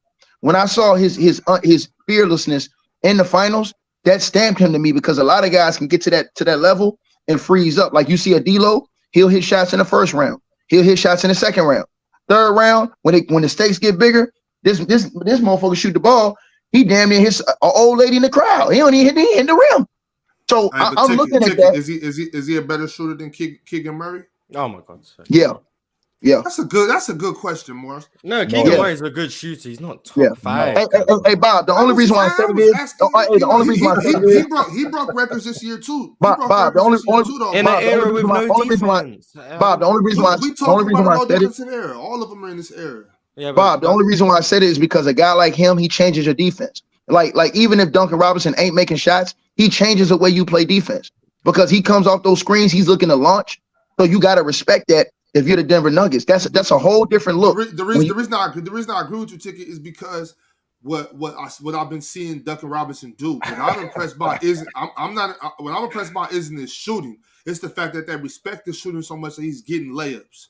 Yes, Doug. We're talking about Duncan Robinson as a great shooter. Yes, Doug, we are doing that. Oh, wait, no, I think he's fun. I think he's a great shooter. Yeah, I'm fine with that. Clear. He could be great in the league today. It's when you start saying all times. Like, yeah, that's the thing. No, I'm saying from what I've seen. I'm saying from me personally.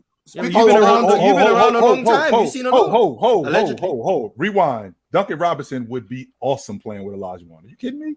Well, yeah, that team played. He would be fantastic playing with you. He would be fantastic on that Bulls team playing with Jordan. Are you kidding me? Well, chill, tell on every team there's room for a shooter. He'd be great playing with Jabal. So every great team can use a shooter like Duncan Robinson. I'll ask you: is Duncan Robinson a better shooter than Craig Hodges? He's bigger. Yes, I do think so. I think so. And in that triangle offense with Jordan, yeah. What about Dylan Brooks? The thing with Duncan Robinson was where I gotta see some more in the regular seasons before I make claims like this. I do. But Dub, he's shooting 40 for his career. Hold on, Dub. He's shooting 40 for his career with 2 bad years. He's shooting 40 for his career. Rewind. Wait a minute. Don't do it. I know what you're about to ask me. Mars, I gotta backtrack that. I'm not sure he's a better shooter than Craig Hodges. Wait a minute. I had to think about what I just said. Like, hold on. Yeah, come on, bro. Yeah, like hold on for a second. Do you remember who Craig Hodges is? I'm sorry, Dub. I apologize, Mars. Let me rewind that. No, let's chill out. Hold on for a second. No. Yo, Chad, how many y'all can times stop asking about Peja, Chad. He ain't better than Peja, Chad. He won it once, but he was in the finals. Hey, hold on, Fluent. You say, Fluent. You say that. Felt like he couldn't miss from what I saw. Fluent. You say that, Fluent. Yeah, the one. Hey, Fluent, you say that, but him and Duncan Robinson, they got the same career percentage. They both shoot 40 from the 3 for their career. Him and Duncan Robinson both shoot 40. No, I said Chip that him and Craig Hodges both shoot the same percentage from the 3 for their career. One was in an era with real defense. One was in an era with real defense. So. I mean, if you can imagine Craig Hodges today, can you imagine Craig Hodges today running around in that Warrior system? Can you imagine Craig Hodges with all that space? Oh my God! Right. Can you imagine? But look, Trill Town. Here's one other thing I'm gonna throw at you. Right? No disrespect to Craig, he's great. He's only shooting. His max was 3.1 threes 1 year. Every other year, he's only shooting 1 3 a game. 1 3, 2.5. If no one understands it, right. So Ticket. So imagine him running. So I'm glad, Ticket. Imagine Craig Hodges running around with Joker. Imagine him. No. But I'm saying no. What I'm saying is that you are old head capping for young cats. No, you're not hearing me. No. That's what you capping for young cats. You're not hearing what I'm saying. I'm saying this is all I'm saying about Craig. For me, looking at him, his attempts wasn't high enough for me to really give a judgment on how great of a shooter he really was in pressurized situations. For example, for his career, he made less than 1 3 a game. Yo, Chad. He made 0.8 threes. Hold on. He made 0.8. He made 0.8 threes per game for his career. 0.8. He was less than 1 3 a game. So I don't even have the original Duncan Robinson. Hold on. I don't even have enough. Hold on. I don't even have enough of a sample size because you know you got to have a bigger sample size to really understand something. He only made 0.8 threes per game for his career. He didn't even make one. These guys nowadays are shooting 8, 9, 10 threes per game. So you get a bigger sample size to really see how great of a shooter. Because listen, I'm gonna tell you this. They use this against Jordan. Like the years that Jordan shot better in the three, they'll say, oh, well, he only shot 1.5 or 2 threes a game. That's not a big enough sample size. But then when you got, especially when you're comparing it to dudes who are shooting way more threes. So when you look at Craig Hodges, he shot 2 threes a game for his career. That's nothing. And he made 0.8. That's not enough to really gauge, can this dude, you know what I'm saying? I'm just saying. Hey, chill. Was he a better shooter than Dana Burris? Dana Barros? Barros. Yeah. Was Duncan Robinson a better shooter than Dana Barros? Well, I don't think. Well, let's see. Was he a better shooter? Y'all wild in the chat. Hey, Ticket. They I don't think he was a better shooter than Dale Ellis. Mm-hmm. I don't think he was a better shooter than Chris Mullin. I don't think he was a better shooter. I can appreciate the sample size because what I'm doing is when you're a long ball shooter, long ball shooting translates because the long ball line hasn't moved. The offense apart from when it did move, apart from that one. No. But I'm saying the amount though, Chilltown. I'm saying the amount. Like for example, hold on. Let me get to that Barrows question real quick. I can say you can shoot like hold on a second, but I'm saying you can shoot 2 threes a game. And your percentage look better, but it's gonna be different if you shooting 6, 7, 8 threes a game. Now we're gonna get your real percentage. You see what I'm saying? Right. I understand it because the volume goes up. Right. So now what I'm thinking about is a guy in Craig Hodges. Like I said, the long ball line doesn't move. Right. The long ball line, except for that one season, the long ball line has always been what it's been, except for that one season. Now the offense is more wide open now. With the offense being more wide open, a long ball shooter like Craig Hodges, a long ball shooter like Dale Ellis, a long ball shooter like Chris Mullin, a long ball shooter like Dana Barros. That game translates over to this game. It's like a transition player playing today as opposed to playing when it's slower. Now, if we playing today where you can't foul as much, right? Where the game is fast and the game is more wide open. As a transition player, my game translates. So a guy like Dana Barros playing in today's game where he's playing with the Memphis Grizzlies or he's playing with Joker or he's playing with a team that where the ball hops. Dana Barros would be awesome in today's game. But when I think about Duncan Robinson, bigger, quicker trigger, when I think about his distance, I think Duncan Robinson would get the edge over Dana Barros. I just need to ask you guys, if we're keeping this way of thinking with Craig Hodges, where's Larry Bird all the time in 3-point shooting? Michael Redd too. Is Duncan Robinson a better shooter than Larry Bird? No. Why?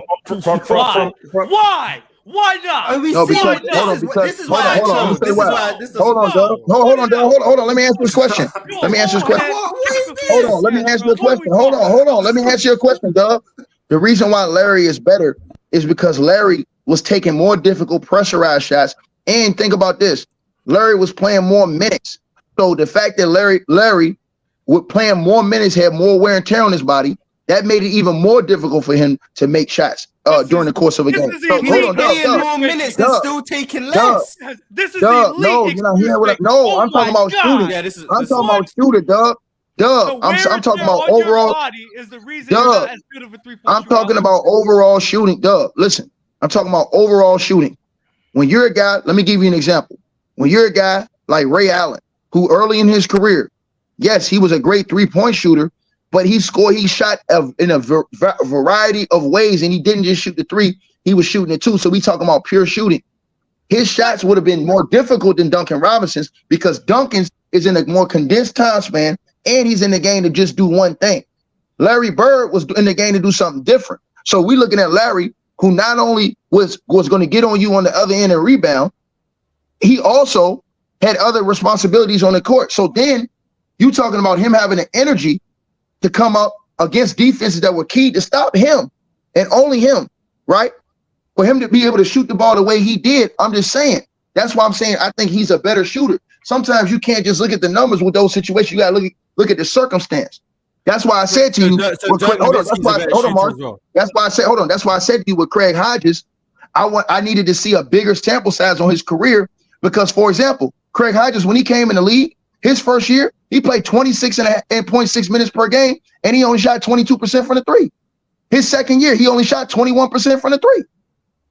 So Duncan Robinson comes in the league shooting 40, but taking 8-9 threes a game at a bigger sample size. That's my point. So Dirk Nowitzki's a better shooter than Duncan Robinson as well. Then who? Dirk Nowitzki is a better shooter than Duncan Robinson as well. Yeah, I take Dirk over him all across the board. Just because of the whole body of work from I don't think he's a better shooter. But when I say shooting, Kevin Durant. You talked about 3-point shooting. No. KD, time out. I don't think KD's a better 3-point shooter than Duncan Robinson, but I think KD's an overall better shooter than Duncan Robinson. No. We said when I asked about Duncan Robinson, we said it was strictly 3-point shooting. Yes. Okay. Are we talking about strictly 3-point shooting? He's not. Oh, Duncan Robinson? No, he's better than all those guys. Oh, so he's better than Larry Bird now. Better than Larry Bird. No. I thought you were talking about. I know when Dub said shooter. That's what I thought you were talking Okay. about. Okay, that's fine. That's fine. No, you said shooter. Hey, Dub, you said shooter. Like as a shooter, Larry Bird was cold. I thought you knew I was talking about 3-point shooting. Well, yeah, because No. 3-point shooter. Duncan Robinson's better than all those guys. Right. It's just a 3-point shooter. All right, y'all. We got to move on. Wait. Is he better than Dale Ellis? Is he better than Reggie Miller? No. But he takes more. So this argument is based solely on volume. That's what this argument is. That's what I'm hearing. Which doesn't make sense because the era in which we're playing in. That's the reason why Reggie Miller for his career made like 2. That's where I'm having a problem at, because I mean I can't base this solely on volume. That a guy is that I can't do that. No. Yeah, it's just the different eras. That's right. I agree, but this is the argument I'm being told that is being made. So I just think we should go with that, because I mean I think it's hypocritical based on the arguments we've had months ago. But I mean, whenever it benefits, I guess. But I mean, it sounds like you're just capping for the new generation, but it is what it is. Capping for young boy cats. Exactly. That's exactly what I'm hearing right now. That's exactly what I'm hearing right now. Chilltown, all those times he's getting on you, bro. Man, you remember this day. Bro. Clip it. I've seen a lot of people in the chat. Oh, Ticket just left. I've seen a lot of people in the chat say Michael Porter Jr. Why do we do that to him every time, bro? How do we feel about Michael Porter Jr. being a better shooter than Duncan Robinson? They've been spamming it in the chat. I've been seeing Michael Porter Jr. I've seen it over 50 times. Is he a better shooter than Duncan Robinson? And keep in mind, he's 6'9" as well. So I have to ask this again. 3-point shooter. We're just talking about 3-point shooter. There we go. Maybe. I mean, it's probably. Yes, I think he is. Yes. Yeah. Okay. All right. We'll continue to move on. We got super chats that we must get to, and now it's no better time than now. Mm-hmm. None other than you, sis, said Bron at age 38 drops 40 and loses. MJ shoots 5 of 19 in Game 6 of the 96 finals, and the Bulls win by 12. Wish Bron had the luxury of that. Tough shit. Lonnie Williams said Tika was going crazy on Joker in the chat before the third quarter. Crazy as hell. Choker, fat, lazy. Con of an MVP. And then he made that and I had to ask the question. I'm like, what am I watching something different than what you guys are watching? Because when we're all liars, We're all liars. I just wanted to make sure that I wasn't going crazy, because again, I'm older, and sure, I watch a lot of old guys. I watch a lot of the older guys play, and I'm looking at Joker and I'm thinking to myself, if Joker played in the 90s against Olajuwon, if he played against David Robinson, Ewing, Alonzo Mourning, if he played against these dudes, he'd be just fine. He'd be just fine. 100%. I don't look at Joker and I'm going, yo, Olajuwon, even if those guys are better players, that doesn't mean that, bro. You're sad for thinking this, bro. Yeah, you're just lying. That's what you're doing. You know he can't last in that generation. Capping for young dudes, chill. That's what you're doing. We don't got to troll anymore, y'all. Come on. I mean, once it starts, I'm not gonna say it for 2 more hours of trolling. Because I actually did have a conversation with somebody about that. Somebody told me that Jokic would be like a 20-8 guy, and I'm like in the 80s or 90s, and I'm like, what are you talking about? Like, no, he wouldn't. People don't pay attention. He's actually a phenomenal scorer out the post, so it doesn't make sense that he's not going to be great in that era, especially where one illegal defense, he could play more one-on-one than he is doing now. Dub, who he reminds me of. Oh. Go ahead. I'm sorry, Dub. Dub, do you remember when you said only nerds think Jokic is like that? I do. Interesting. So you're a nerd now. And I was right. I was right there with you. I was right there with you, Doug. Because to be honest with you, I watch his game and he reminds me of a better version of a younger Sabonis. That's who he looks like to me. That when I watch him, he looks like what Sabonis would have been if he would have came to the NBA earlier. That's what Joker looks like. And there's no reason for me to believe watching Joker play today, if you rewind the clock back to 1992, that when David Robinson and Hakeem Olajuwon and Lonzo Mourning and Shaq and all of these dudes were running around, that that Joker wouldn't be just fine in the NBA. I think he would be just fine. It wasn't until Mark pointed out that he actually does compete on the defensive end. Because I'm thinking like he's just not trying, but I'm watching more. Y'all made me pay attention. Like, nah, he does. He's just not as good of a defender as some of the defenders that I like. That don't mean I ain't trying though. He is out there getting his hands up. He's moving his feet to the best of his ability, and that's all I ask on the defensive end is that you compete. Big odds. Once I start seeing that, I'm like, okay. I think this season, he's got the most contested shots of anybody in the league. Joker does. And the most tip passes, I think, too. Yeah, right? I think he's got the most contested shots. Look at you, stat guys. Look at you. You said it. You said it. This is what you told me. Which means he is competing on the defensive end. Yo, if I'm in a race and you faster than me, dog, that don't mean I ain't trying to run. I'm trying to run. You're just faster than me. You know what I hated, and I'm mad that Fluent's not here. And I told Mark. What the fuck? What? What's going on? Why you got your card in your hand, bro? You online shopping right now? Dub, you tricking? Dub, are you tricking right now? Hey, Dub, OnlyFans is you on? Well, are you tricking right now, Dub? Dub, please tell me that you're online shopping, Dub. Please. No, Dub tricking right now. Yo, can y'all leave me alone? I'm trying to say something, man. My bad. And I wish that Fluent was here though, because I remember him, Mars, and Lowe was talking about Jokic, and I thought it was the most ridiculous take he's ever had by saying that, oh, yeah, you want to know why Jokic is so good on offense? Because he takes a lot of breaks on defense. You know, he's not trying to take a break on defense. Take it from a guy who was a shooter, and I wasn't good defensively, you know, so I just took breaks on defense. Number one, you were a shooter. You wasn't a big man down there trying to rim protect, getting switches and everything. Jokic all season long has been trying. He's just not good at defense. So just because you're not good at defense doesn't automatically mean you're saving energy to be great on offense. That was just such a weird take from him. Yeah. But what you're saying about the like tip passes and stuff, that's big. Also, altered shots at the rim. You know what I'm saying? A lot of times people want to just only count block shots, but an altered shot is just as good as a block shot in my opinion. That's not your opinion. That's a fact. You could argue it's better because block might go out of bounds, and altered shot you're more likely to get a rebound because you didn't deflect the ball, so it's easier. And with an altered shot, what you also do is mentally you deter the defense. Like, well, do I want to go in there again? I don't know if I want to go back to the rim. Not just because I got my shot blocked, but this dude is at the rim. I got to deal with him again. So, yeah. No, go ahead, Bob. I'm reading the chat. Oh no, yeah, I was too because they're saying that but y'all praise Luka. I just want to make sure that I'm not in that category of praising Luka because I would never do that. All right, fellas, moving along. We have more super chats from Alan R. He said, "I know a Giannis fan isn't talking about losing." Damn. I mean, Giannis is a champion. Facts. Yes, he is.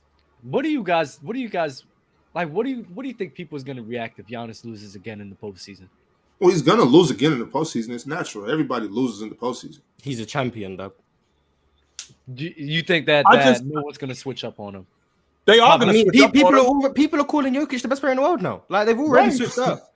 Like, 4 months ago, January, if you said anyone besides Giannis was the best player in the world, you got looked at like you were crazy. I was saying I think it's debatable. I think Jokic, Giannis, and Steph are the top 3 players in the NBA. And I was looked at like I was crazy and I just hated Giannis. We was on open gym together. We was talking about this and everyone called us crazy because we didn't say Giannis was just clearing everyone. And now all of a sudden it's Jokic is the best player in the world. Giannis, I don't know. It's half court creation. He's not that great. The free throw shit, like we said this months ago. But you guys just I'm not doing this again, man. Now, Mars, we also have to take it because I think that Giannis was the best player on the planet. However, how it came to that, that's very much how Joker is doing. So if you think about what Joker has done, he was a back-to-back league MVP. Not only was he a back-to-back league MVP, so now here we are. His team is in the NBA championship. He ends up winning the Western Conference Finals MVP. If he wins the NBA championship, we now have a history. Same thing happened with Tim Duncan, won the back-to-back league MVP. Then in 2003, they won the NBA championship. Tim Duncan was regarded as the best player on the planet. Same thing happened with Kobe Bryant in 2008. He won the league MVP. The next 2 years, they win the NBA championship. He's the finals MVP. And I remember you said that too, Mars, about KD. But that history wasn't there. But now when you're looking at Joker, the same thing happened with Giannis. I'm sorry, back-to-back league MVP. Then he ended up winning the NBA championship, plus being the defensive player of the year. Now there's a history there. Same thing's going on now with Joker. Back-to-back league MVP, taking his team to the playoffs. Now he's got his team in the NBA finals. That's going to be the conversation, that he's the best player on the planet, because that's been done in the past. It shouldn't take this long. Oh my goodness, man. I don't get why people. I'm sick of Lo, to be honest with you, because Lo talks to us like, what are we watching? Why can't we see this? Lo, we see it. We know this dude is awesome, Lo. No. Yes, we do. Shout out to Bob. I'm happy Bob. Because Bob, one thing I will appreciate about Bobby is that he will come out and openly say, I started paying more attention, implying that he probably isn't watching it as much as a lot of other people. Right. Y'all just weren't watching, and that's fine. That is completely fine.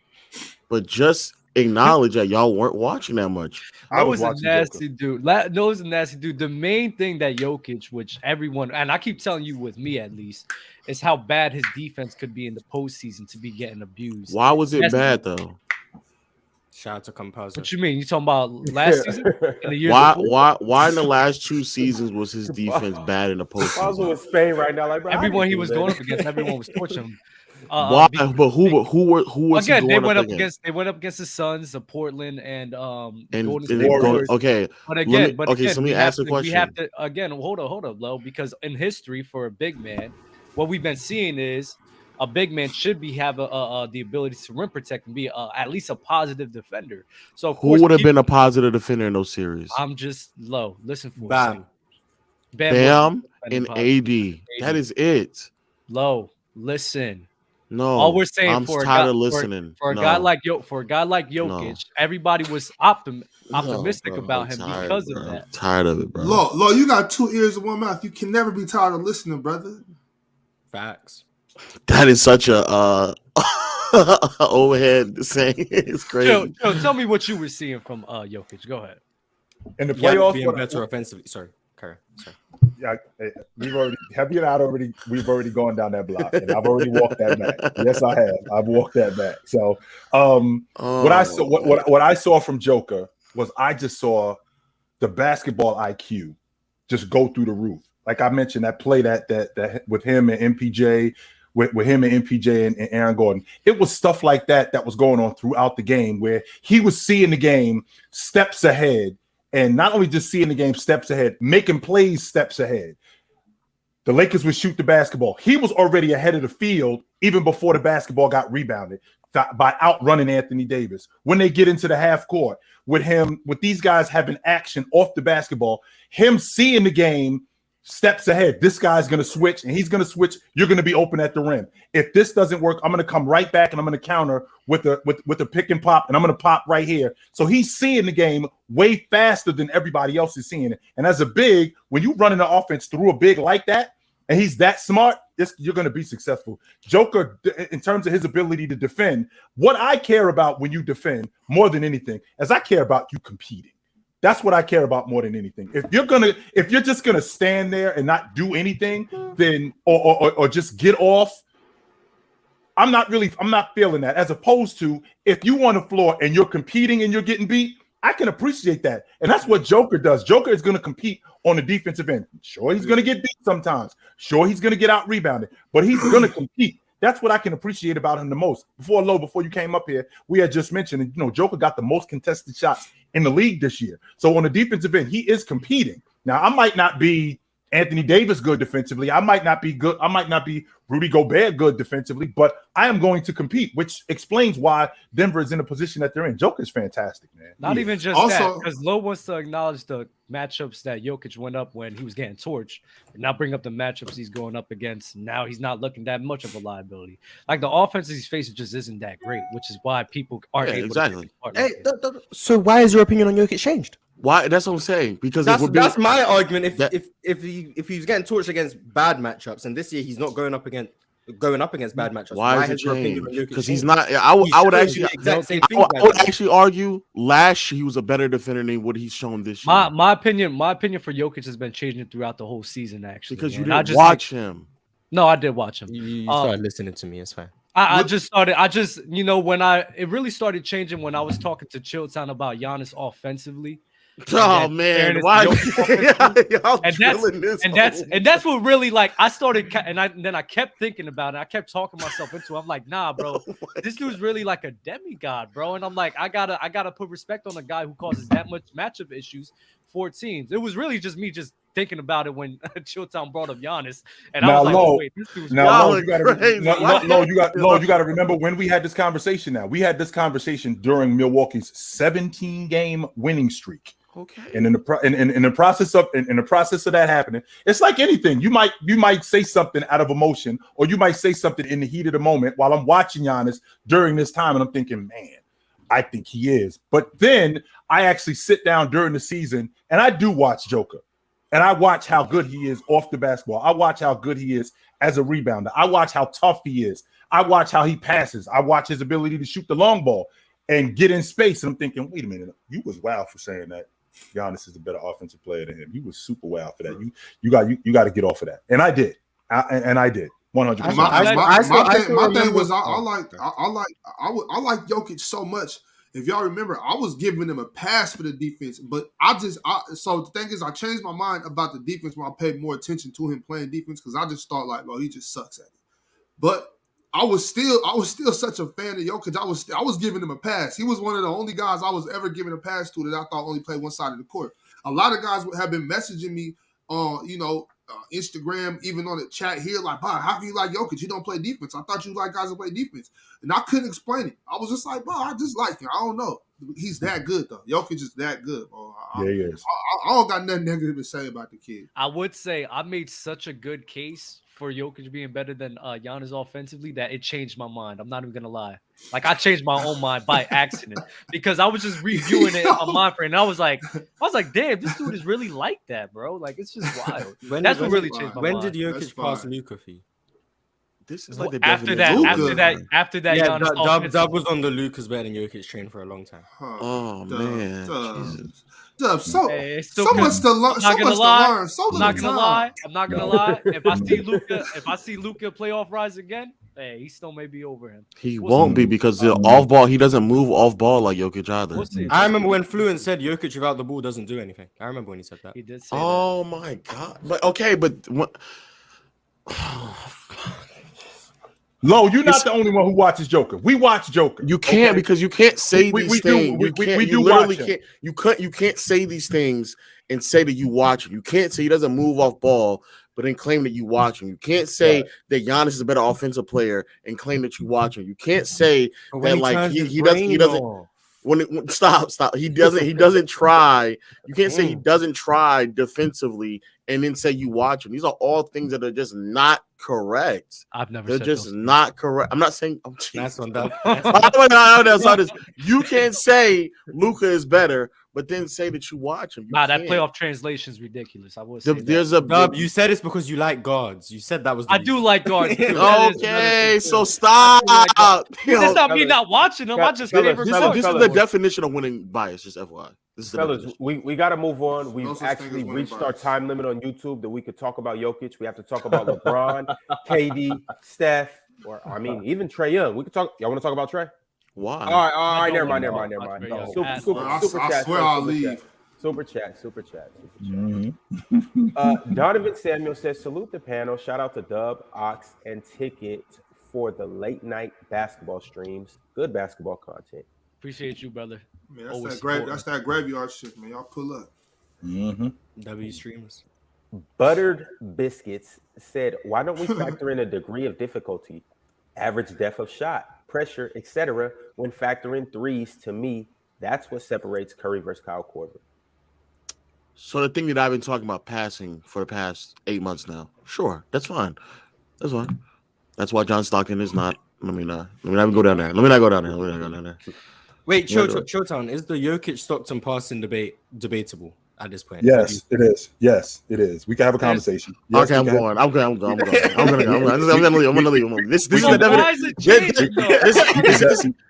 you know, Mars, you know, so crazy. I don't think he's a better passer, but we can talk about it. Mars. So you don't want to put me in a chokehold anymore? No, nor me. Wait, before we go, Mars, on the scale of 1 to 10, in the regular season, what was Jokic as a passer? 10. What has he been in the playoffs? 10. I think he's been 9.5. 9. Exactly. I don't know if he hasn't even been his best. He hasn't even been the best version of himself as a passer in the playoffs. Yeah, consistently. The Phoenix series, I'd say he was a 10. Yeah, what's the point, Lo? The point is that you're making this assessment just because he went to the finals when he's actually been a worse passer in the playoffs. No, he was in the regular season. So you're talking about you're talking about a worse passer. You're talking about a worse passer statistically. That's what you're talking about. I think he's averaging more assists. He's averaging more assists. I'm saying, yeah, he had more. He averaging more assists. Hasn't been that great. His passing was not that good in the Lakers series. It was nothing special. He was just getting help one pass away. Right. He averaging more assists and I'm all talking about what I'm watching. He's a worse passer in the playoffs than he was in the regular season. He's a worse. Well, we first of all, Miles, we've been had the conversation about him and Stockton. That's not always you. You want to put it to you are forced into the conversation. Yes. Right. And the reason why is because Lowe is trying to tell me that Stockton, that Joker is a better passer than Stockton, period.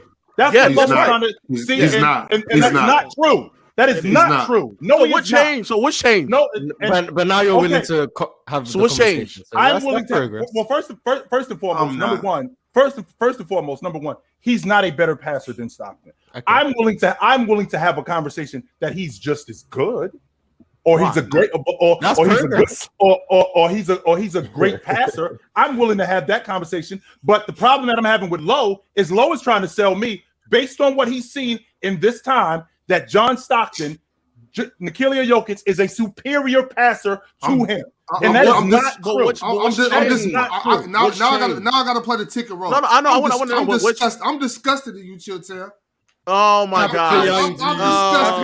Oh my God! I can't believe this, Chiltail. Chill. What has changed? What's changed? Don't let him knock you off your pivot, Chill. No. What's changed, Chill? The reason why I'm willing to have this conversation is because I'm looking at what Joker is doing right now, and I'm thinking to myself, there's no reason why, considering where he is in his career, that this can't continue. That's why I'm willing to. What part of this are you clueless about? I'm willing to have this conversation because I'm thinking. This is what I'm thinking about. I'm thinking about if this continues, this could be legit. So I'm willing to have this conversation right now, considering what I'm seeing from Joker right now. What I'm seeing from him right now, if he could continue on this and he could continue doing this, which is why I don't think he can't. There's no reason for me to think that he can't continue to do this. From what I'm seeing, if he could continue on this, we can actually have a conversation about him being in the conversation with guys like John Stockton, with guys like Magic. But Chill, do you realize? We can start having a conversation. Do you realize Lowe's point though? Lowe's point is, let's say if Jokic got out the first round, but still like passed the same exact way he's been doing, you would still be mad at this conversation. The fact that he's about to make it to the finals, you're willing to have this conversation now. That's what Lowe's point is. Right. And if you remember what the criteria was with me, I don't know if you remember this, Dub, when I said I care about what you did, I care about when you did it, I care about who you did it against, and I care about how long you did it. So when you're going deep into how long, So when you're going deep into the playoffs, when I'm looking at what's going on with Joker right now, and I'm thinking to myself, I'm looking at this Denver team. Joker is still relatively young. What is he, 28, 29, something like that? Yeah. So he's 28. So there's no reason, barring any injury, for me to think that they can't continue on this trajectory. And if they can continue on this trajectory, considering what Joker is doing, we can have a serious conversation about putting him in that conversation with Stockton, with James, with Matt. We can start doing that as opposed to, he's a better passer than John. He's a better passer than John Stockton, and it's not a question. No way. I'm not doing that. I'm sorry, Ron. It just sounds like it's again a winning bias. And if that's the case, and longevity, because you did say that. And if that's the case, that means that how did you view John Stockton before 97 as a passer? How did you view Chris Paul? How did you view Chris Paul as a passer before 2018 when he never made the conference finals? Like, to me, that's just a really bad way to assess off a skill level, not off of success, not off of greatness. If you want to say off of career and longevity, he's a greater passer, fine. But off of just who's a better passer skill wise, ain't got nothing that you can get. You can never make the playoffs a day in your life and still be a better passer than somebody else. Well, here's the thing, though, Lo, and that's a good point. But like I just said to Dub, I care about when you did it. So when you talk about the Utah Jazz, they was in the Western Conference Championship 5 times in 7 years. They were making deep runs into the playoffs, and John Stockton was very much a part of that. Not only was he a part of that, he was consistent in his ability to pass, making great passes, getting guys involved. So, like I just said about Joker, if he could continue on this trajectory, and from a skill standpoint, I can't just go from a skill standpoint because I care about production too. Like, what did that produce? So I don't want to waste time on this. You can go ahead and go. This is such a. I appreciate that you're willing to have the conversation. I take the little victories. I'm not. I can't. Yeah, because the most success that they had was when Stockton passing regressed. When he wasn't getting the same amount of assists, when he wasn't relied on as a passer, his assist numbers actually went down. When Stockton was averaging those 15 plus assists in the postseason, that's when they were getting knocked out in the first round and the second round. But when they started making deeper postseason runs, his assist numbers went from like 12 to 15 to like 10 to 8. But again, I don't want to. Well, that logic doesn't work, Lo, because you just mentioned to me that Joker is a worse passer now than he was a year ago, and now you just telling me that you just mentioned about Joker in these Western Conference Finals. He's a worse passer in the regular. Yeah, he wasn't a regular season. Right, but then you turn around and tell me that John Stockton, that doesn't work because his passing numbers went down. So which one is it? No. In the playoffs, Jokic averaged 10 assists. In the Western Conference Finals, he averaged like 10, 11 assists. Right. In the regular season, he averaged 9 assists. Right. I'm talking. It don't matter. Jokic could have averaged 30 assists. Depending on the way that he got the assists is what I'm talking about. The way he got his assists and the type of passes that he was doing are significantly worse than what he was doing, in my opinion. It's worse than what he was doing in a regular season, because the way he got his assists for the most part in the playoffs had way more to do with just dribble handoffs, and they were doubling one pass away, and he was just making a simple read. But the passes that I'm talking about that he does that separates him from everyone else, not like throwing the ball, like throwing the ball between his legs and all that stuff over the net. He haven't even had to really make skip passes like that right. this postseason. And I can make the same argument about John Stockton, 45 feet away, throwing the ball one hand off the dribble and firing it to Malone or firing it to Jeff Hornacek in transition. I can make that same argument. Oh, well, transition. That's not that. Even in transition or even in the half court off the dribble, firing it through traffic to Karl Malone. Half court off the dribble with John Stockton? Thing. He's doing the same thing. Yes, he is. Not half court off the dribble. I think Lowe's. Wait, what? Yeah, I'm not bugging out, Bob. No, what are you talking about? You tell this is why you just take the little victories. Now we're gonna. I know. No, we're not, Moss. No, because Lo just had to do that. He just had to do that. What are you talking about, Lo? You're telling me that John Stockton is incapable of dribbling the ball and seeing the pass in the half court set and firing the ball? I'm not talking about he's incapable. I'm just saying he doesn't do it as often as y'all make it out to be. He was doing it though. Yes, he was. I didn't say he never ever did it. That's the point. That's the point. But I'm sorry, Ron. You were bringing up super chats, Ron. That's what we were going. Yeah, keep bringing up. I apologize. Because me and Lo would do this for hours. Yeah, yes, we would. Yeah. You are missing a big point, which Lo said, where he's saying that John Stockton made his best stretches when he wasn't later on in his career compared to early on in his career when he was very impactful with his passing. He wasn't making deep postseason runs. Dub, how come? Why wasn't he impactful with his passing the last 5 years of his career? If you want to be honest, I'm talking to Dub. Talking about Jokic? Okay, no, he's talking Stockton. I'm talking about Stockton. I'm talking to Dub because Dub wanted to quote you, Lo. I want to make sure. I want to make sure. That was talking about the 1990s. I know. And I actually know the answer to that. Lo, I want to make sure. I want to make sure that you're teaching your disciples correctly, Lo. He doesn't teach me. What was the question? Teaching him is crazy. I want to make sure. that you bringing your disciples on correctly, Lo. Oh my! What was the question? I forgot. Why wasn't John Stockton impactful with his passing in the last 5-6 years of his career? What changed? He just wasn't as good as he was before, right? Oh man! I think it's simple like that. Ouch. What you got, Ron? Oh yeah, Ron. Yeah. Do it. That's that. I'll be joining you all in open court. Don't worry about it, man. Shout out open court. Yeah. Open court next, everybody. Make sure you do it open court. All right. Why y'all be calling it open court, man? Super chats it is. Sweet Chili Heat 45 said, who would win in a potential what-if series, the 2019 Raptors or the 2016 Cavs? Cavs. I'm not picking against LeBron in a series like that. Not only that, Kawhi Leonard, as good as he was playing, he was really beat up. He was really beat up in that series. And I think they did a good job of hiding that with him. Yeah, I got a Cavs. Their offense was just more than unstoppable at that point.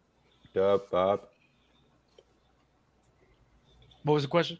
2016 Cavs, 2019 Raptors in a what-if series.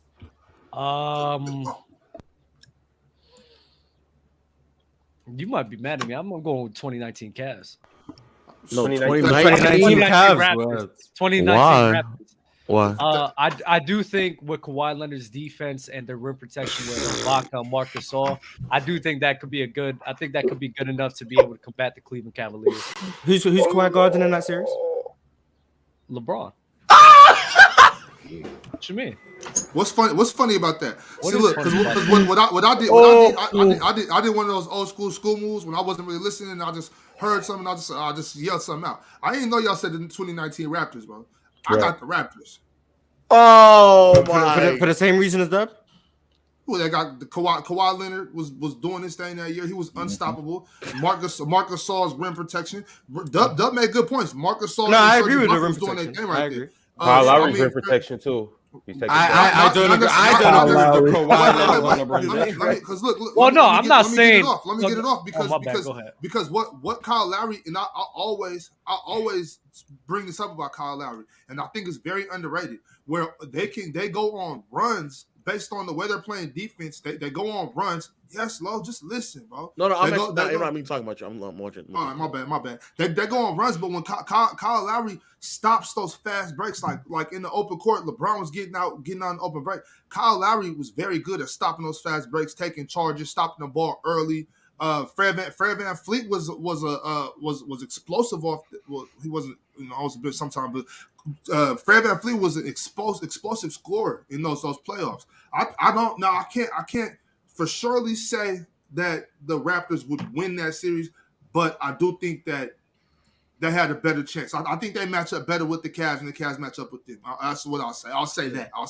I need everyone to understand. I'm not saying that Kawhi Leonard is going to be stopping LeBron James, but with Kawhi Leonard putting a body on LeBron and then him having backline help with Marc Gasol and Serge Ibaka, I do think their defense will be able to combat the Cavs better than the other way around. I think the Toronto Raptors offense will be able to get off pretty well over the 2016 defense. So that's I don't even think they will play both of them at the same time because Kevin Love will be out there and stretching out the floor. Pascal Siakam is 100% guarding, and Pascal will be guarding LeBron, and Kawhi will be coming with help. It wouldn't be Kawhi. Kawhi. What happened with Giannis? That was a different. Go ahead. I'm sorry, Lo. Even then, I think people just misremember who was doing Kawhi was defending Giannis in spurts. The primary defender was still Pascal, and they would just set up a wall, or they would just have like another big pick him up. But Kawhi was doing it in spurts. I disagree. I think after that first game or two, Kawhi took on that primary assignment. And he did take on that primary assignment. And when he was in matchups with him before the adjustment of the wall, Giannis was going after Leonard on the regular. He went after him on the regular. That's why they built that wall, because he couldn't do anything with him. So now you got James who can knock down mid-range shots. Now you got James who can hit the long ball. Not only that, these guys speed the game up. Leonard was really hobbled in that series. I think they did a good job of hiding him. Plus, their rotation guys in 2016 were a lot better than they were at any point. So you got a guy like Kyrie Irving speeding up the game. In fact, Kyrie Irving, Kyle Lowry. You got Kyrie Irving going up against Kyle Lowry. I think he wins that matchup 100%. And in the process of him winning that matchup, I don't think that they smoked the 2019 Raptors. I think they handled them though. But I think they have a less difficult time than they did with the Warriors. Yeah, out the gate. This pipsqueak in the chat, Matt the W King. I always talk basketball, but you only know 2K and basketball reference. So when I'm not just saying a bunch of numbers, you don't think I'm talking basketball. I always talk basketball. I had to double check it. You might learn something. I had to double check it. Off the tip off in game 3. Yeah, Siakam was defending Giannis. He was dealing with Giannis. It was not Kawhi. No. You said at the tip off? Matt. I vividly remember out the gate, he was Siakam defending him every single game, and then Kawhi may have picked him up in spurts in the second half. But they will put Siakam on. So you're saying you vividly remember? I vividly remember something else. So I guess we just have to. They can put whoever. Why does it even matter? The question is who's because LeBron is a significantly better offensive player than any player that they faced in the playoffs that year. That's why. Giannis was doing something nasty things. Yeah, I think that version of Kurt. Well, KD played half of basketball. Yeah. Okay. Go ahead. Steph.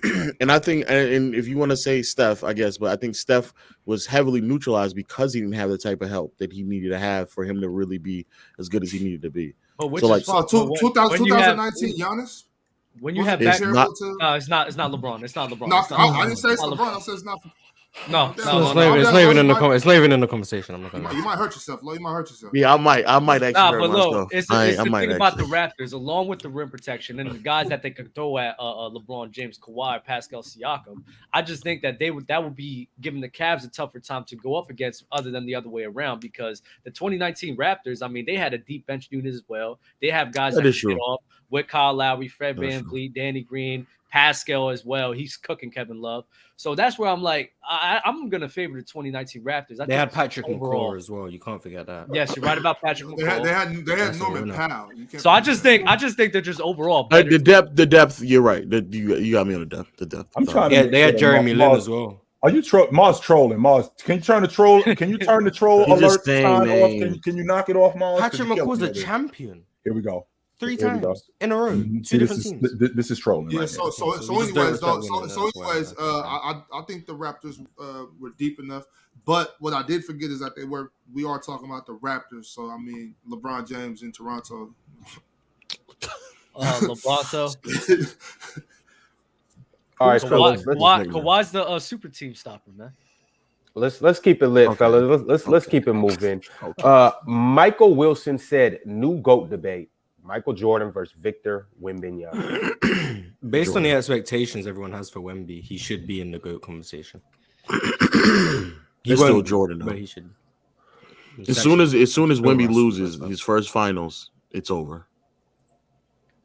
No, LeBron lost his first finals and it was fine. And it's over, dub. All right. T Wolf 2486 said, "Ticket, God gave you one mouth and two ears for a reason. Oh wow. Over talking someone don't mean you're right. Let Chill get his points off, bruh. You rude." Second time I heard that saying. Wow. In one day. Bob copied the super chat. That's crazy. I would never. I was about to say you copied the super chat, Bob. I would never. Okay. If I would, I would definitely shout him out first. I wouldn't. I'll just take the credit. Oh wow. Yeah. Guns Go Pew Pew said on 5 of 17, Ticket asked if the Lakers would have shot 46% from 3 again. Then asked, the ask was no. The answer was no. The answer, yeah. And Lakers are swept even with the flops and the soft as fuck calls Lakers were getting. I ain't gonna lie, Bob, I'm be honest with you. As a Laker fan, I was like, yeah, this is what the Kings be talking about, man. Oh, no, you're not. You're not doing that. Take it off. Take it off. That's what we talking about, Lo. Yo, yeah. How does that song go in that show? I forget. The red light, green light. Oh, I don't know. But yeah, I ain't gonna hold you, Bob. As a Laker fan, games 3 and 4, I was like, yikes! This officiating is pretty bad, bro. Remember, okay, even though you got to blow the whistle on the other end, right? You got to blow the whistle on the other end for Denver because there were some fouls that they missed. But can we not? What I'm not going to do is I'm not going to dispute the fact that the fouls that they called on Denver, those were fouls. Anthony Davis coming through the lane. KCP pushed him. He's got hands on him. Oh, no, yeah. Anthony Davis going to the basket. Joker chopped him. Those are fouls. Don't get me wrong. But you do have to blow the whistle. They were all fouls, but they were being called for one side. Right, that's what I'm saying. You do got to blow the whistle on the other end. And the only reason why I said it is because with the first 2 rounds of everywhere, every game I was watching in the first 2 rounds of the NBA playoffs this year, I was like, wow, this is like a significantly different, like a game they're officiating. Like the way that they're not calling really much of anything, which is cool. I'm not mad at it, but I'm like, okay, this is like significantly different from playoffs. And then we got to these last 2 games. I was like, man, y'all were not calling this at all the first 2 rounds. You got to blow the whistle. You're going to blow the whistle on this end, blow the whistle on this, even if it is a foul on that end, because it is, but it's a foul down there too. You got to blow the whistle. It was or even that foul that they tried to give Jokic and they replayed it like 2 or 3 times where Jokic swiped on AD and he completely missed. Thank goodness he had a challenge. I was like, bro, how do y'all miss something like that blatant? But it was. Ron, before you bring him up, let me ask Chilton this question because I would never get this off. Go ahead. I would never get this off. Hey, Chilton. So which is worse as far as officiating? Is it worse to blow the whistle on this end of the court and swallow the whistle on this end of the court, or is it worse to call phantom calls on this end of the court?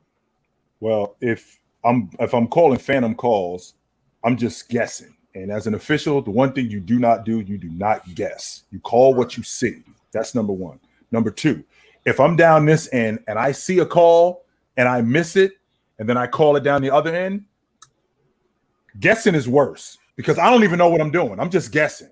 Right. If I actually saw it and I missed it, I didn't say anything. Down here, I actually called it. So there is the whistle being blown, and I'm actually making the call. I'm getting the foul right. I'm just not doing it down here. If I'm guessing, like anybody can come in here and guess, you got to get calls right. That's why you got these guys that are in the East and Western Conference Finals because they get 98, 99% of their calls right. Can't guess. All right, people. Somebody owes somebody some money. I'm about to say, I'm waiting for the thou wow. I'm waiting for the thou wow, man. Lobo in the building. It's a dispute that must be settled. I'm just gonna get out the way. Maybe Ticket can buy that steak for you now, Lo. Oh, you gonna buy the ticket? You gonna buy a plane ticket coming down to Atlanta? Lo, let's keep it a buck. No, I'm saying come down to Atlanta. Yeah, come on. I already told you I was gonna do it. You said nah, I'm good. Okay. No. I want you to come down to Atlanta. Oh, no, I told you I'd go to the A. All you gotta do is just tell me when you want me to go. So I've been told you that, Lo. You definitely got the money now. Well, you always had it, but you definitely got a little extra money to come down here because this man about to get. But Lo, I'm saying, hold on, Lo. Wow. I told you when I told you that, you told me, my schedule busy right now. I'm doing a lot. No, it is. It is. I've been. Everybody don't know that. I've been already told. I'm like, Lo, I'll pull up on you. Like, nah, my schedule busy. I'm doing a lot. And then I asked you again when I talked to you about doing the show with you. You was like, my schedule real busy. I'm like, all right, cool, no problem. You ready? You know what I'm saying? I don't duck that. The off season right around the corner. But what y'all gotta get to this money. Lo, you already know. I told you. I said, Lo, you want me to send you the job through the Uber or whatever? You was like, nah, I'm good. No. I don't want that. Yeah, you're right. I don't want that. Damo, Ticket. Where's the money at, bro? Where's the money, Damo? Damo, are you going to say anything? Damo, where that money at, man? So what is that on Damo's face? Is it my Bro, time what is that on Damo's face, man? Low speaking, and I swore it was my time to talk. Listen, Go man. ahead, go. Me being the creator formerly known as Damo, I can't show my face right now. I can't show my face on this day. Oh, it's pitiful.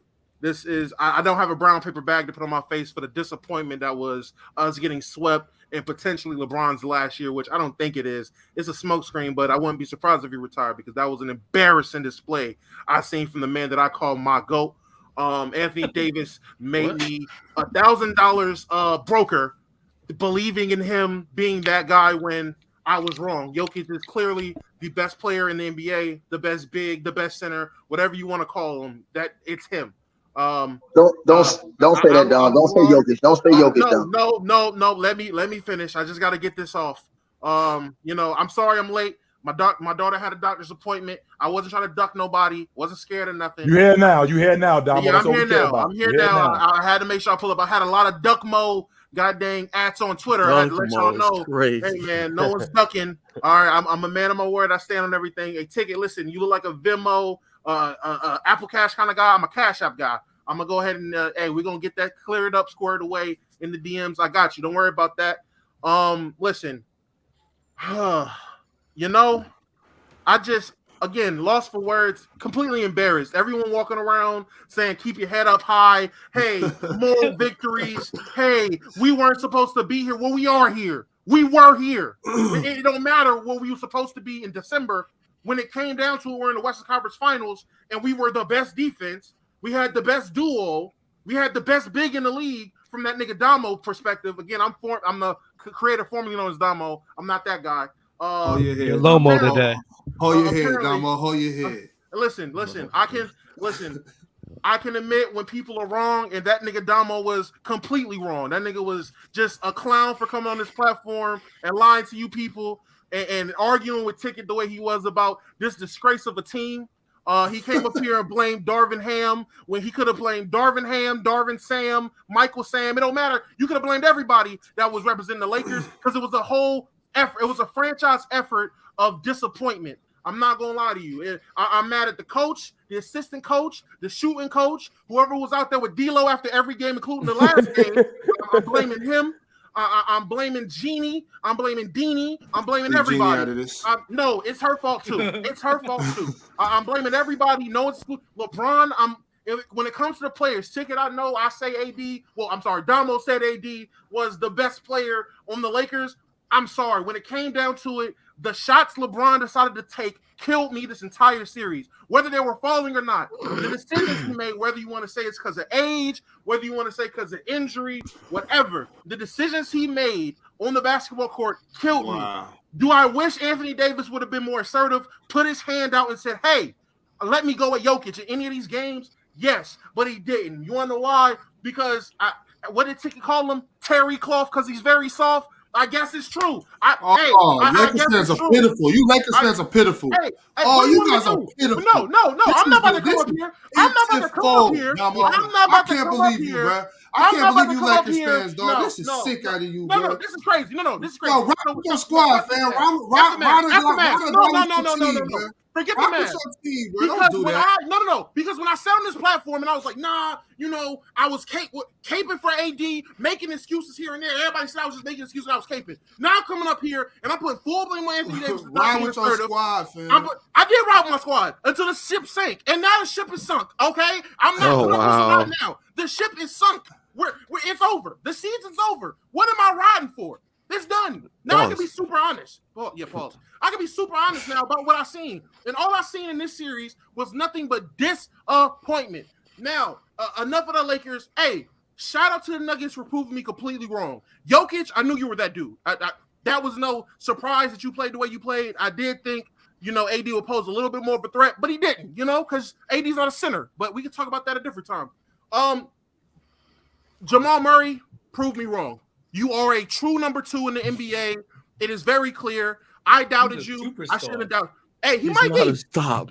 Hey, he might be the way he played this in the finals. He might be. Listen, MPJ. Hey, man, I'm sorry. I sat right here in front of all these people and said that you are Jordan Poole. Basically, I sat here and said that you are a double agent. I sat there and said you would not show up and you needed to be traded. I apologize because I was wrong. I can admit when I am wrong because of my delusion, fandom, or what I think when it comes to the game of basketball. All right. Hey, Austin Reeves, I apologize because you should not have went out there and had to be the best Laker consistently. Rui, I apologize because you shouldn't have went out there and had to be the second best Laker. It makes no sense.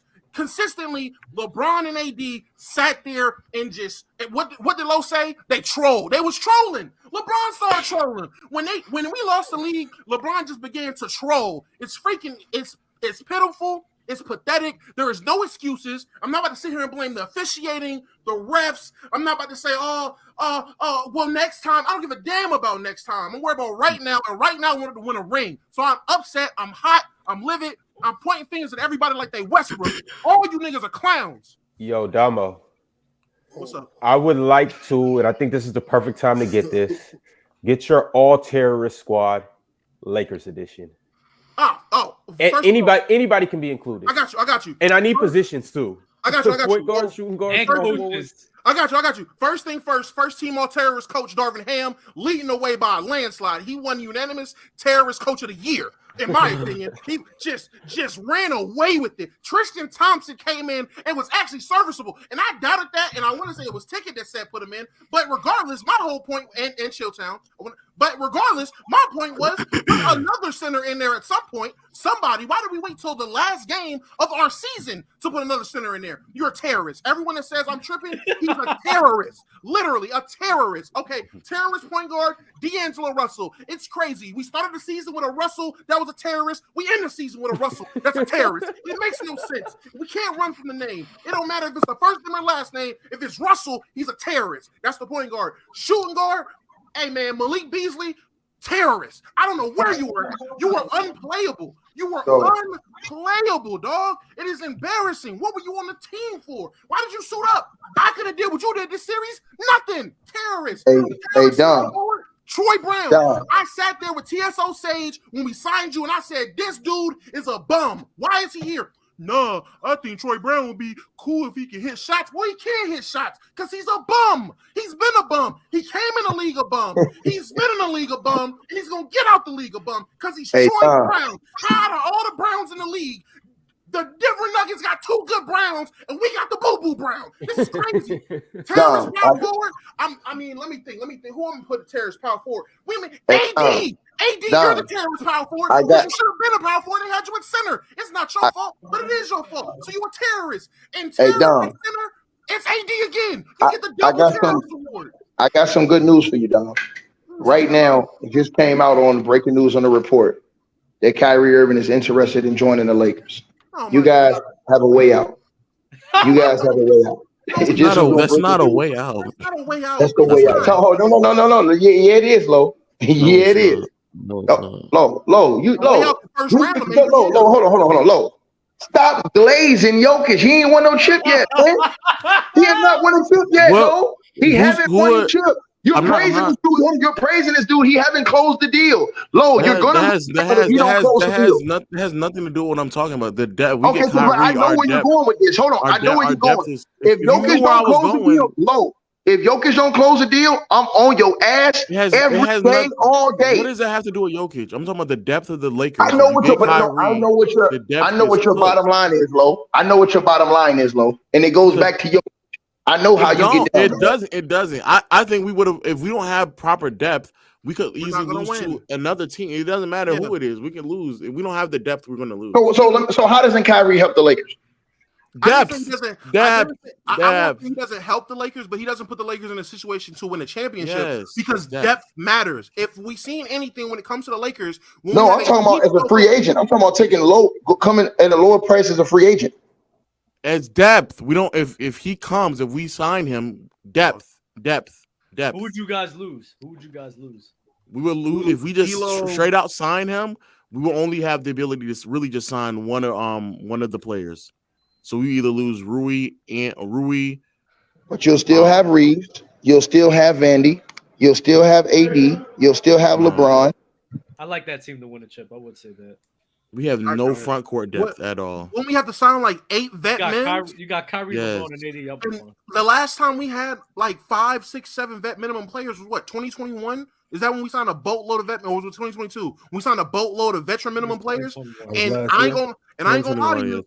Hey, Rob Pelican does not shine when he has to sign a boatload of veteran minimum players. For the last 2 seasons, he only hits on one. At first, it was Malik Monk. And then it was Lonnie Walker. Other than that, the rest of the vet men guys he signed end up being bums. Troy Brown was a bum. Sorry. These guys. It's going to be even harder to find them, too, because we can't use the MLE because we're going to be over the second tax apron. We're not going to be able to have the flexibility to get any buyout as well for over the second tax apron. There's just no. I don't want. Sign and trade D'Lo. Could we sign and trade D'Lo for depth? Like a big man, probably a forward. But who wants him at the price that would need to be necessary to sign him? Honestly, he completely ruined his trade value. None of us work in the front office, and I've said this plenty of times. You don't know who's wanted until they're traded. We don't know. I didn't think anybody wanted Russell Westbrook's contract. It was moved. I didn't think anybody would want a Chris Paul. There's plenty of players you'll be like, yo, I don't know who will want them, and they end up being moved. Somebody wants them for whatever reason. But everybody you just named, I get it. They had really bad contracts, but they got moved for a reasonable understanding. Like moving Westbrook this year gave them cap relief because he was an expiring contract. Chris Paul got moved because he was actually still a positive player. I don't know what D'Lo being a negative and then coming up on a re-up, especially for the type of money that he's looking for.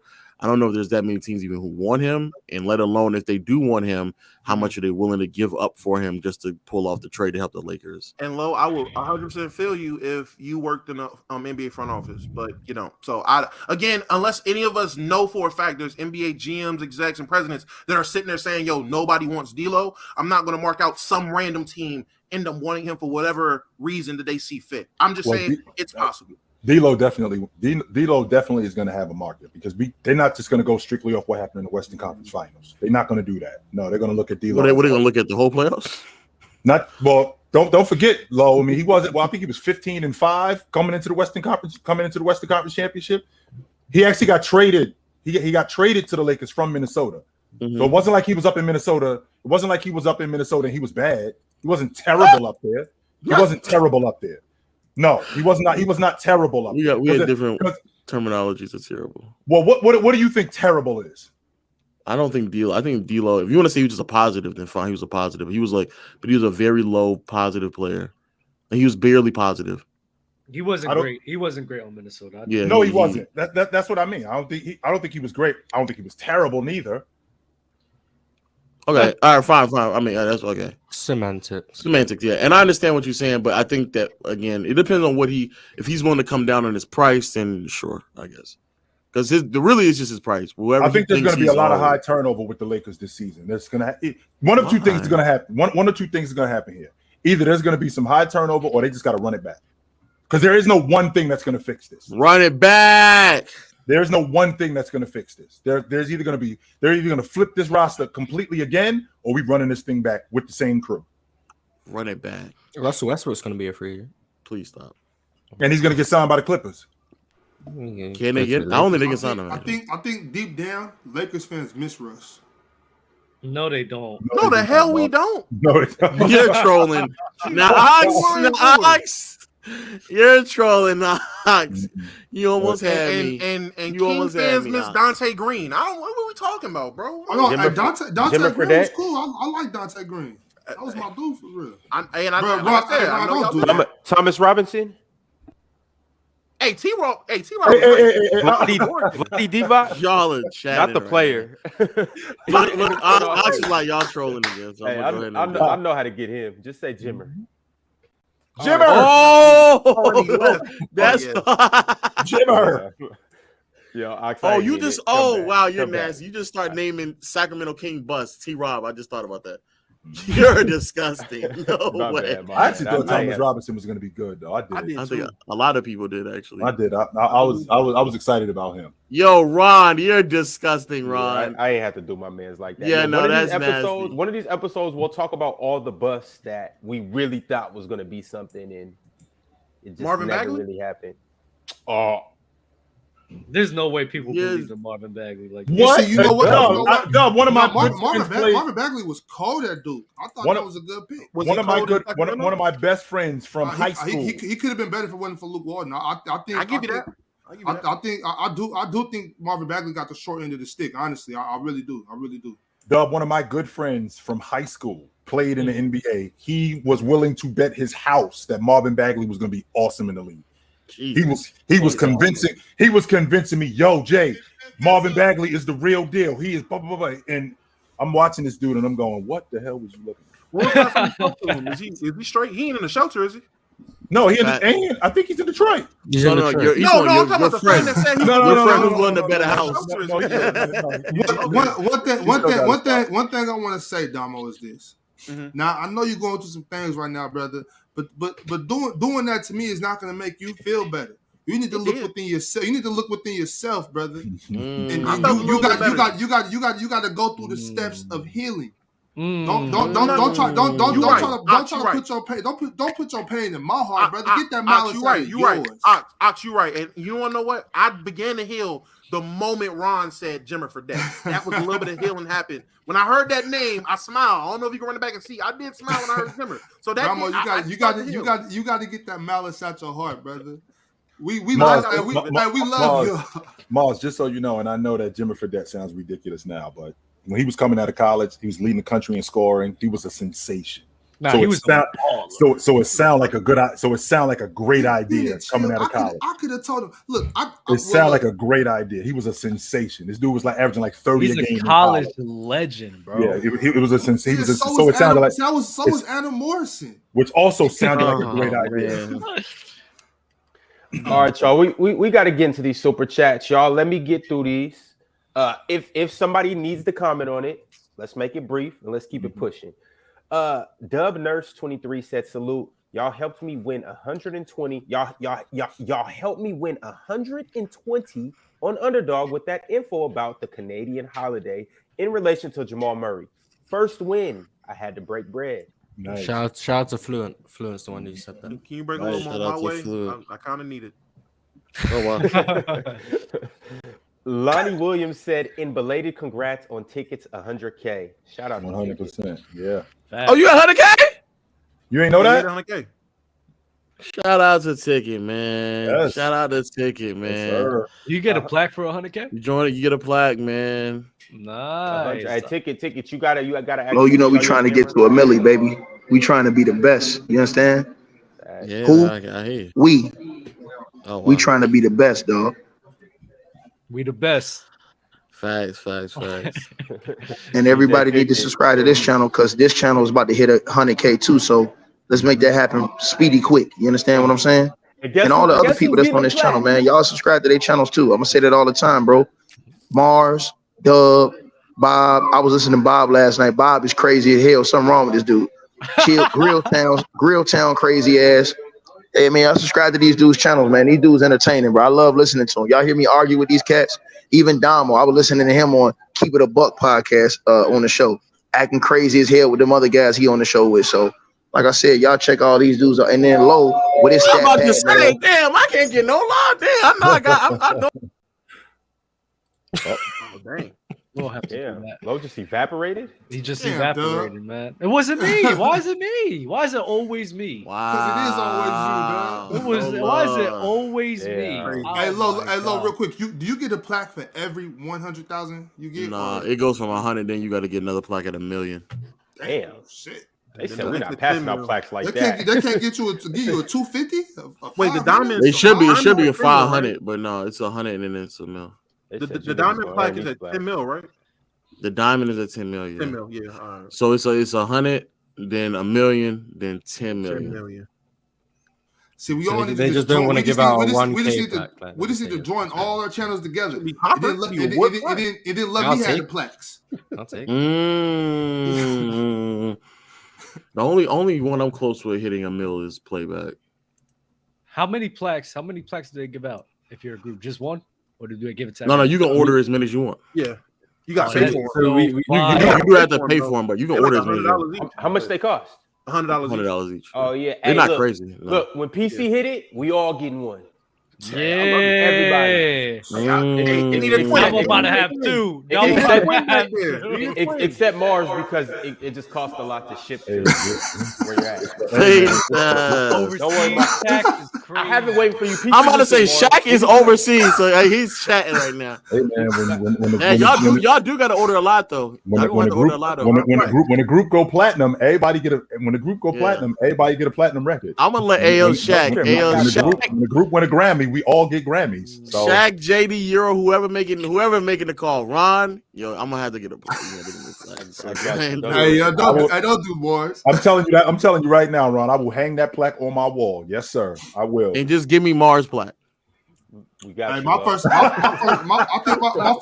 first episode I was ever on, y'all was at 48. So does that mean I gotta wait for 148?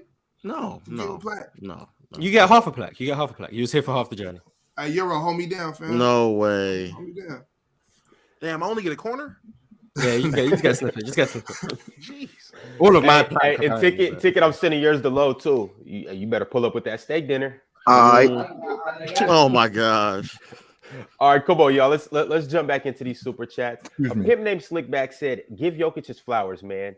Going to name, calling him, and pushing some LeBron agenda to downplay the accomplishment is sick work. In 50 years, no Nugget team has ever made a finals. Give them their credit." Do you think LeBron being nasty right now and semi-announcing his retirement just to make sure he gets some media talk before the summer?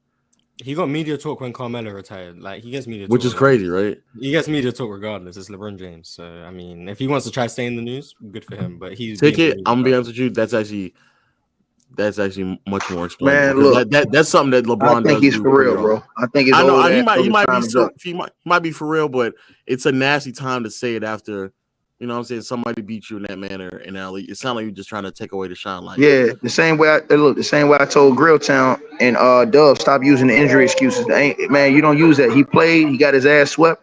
Get him up out of here, man. We don't want to hear nothing else.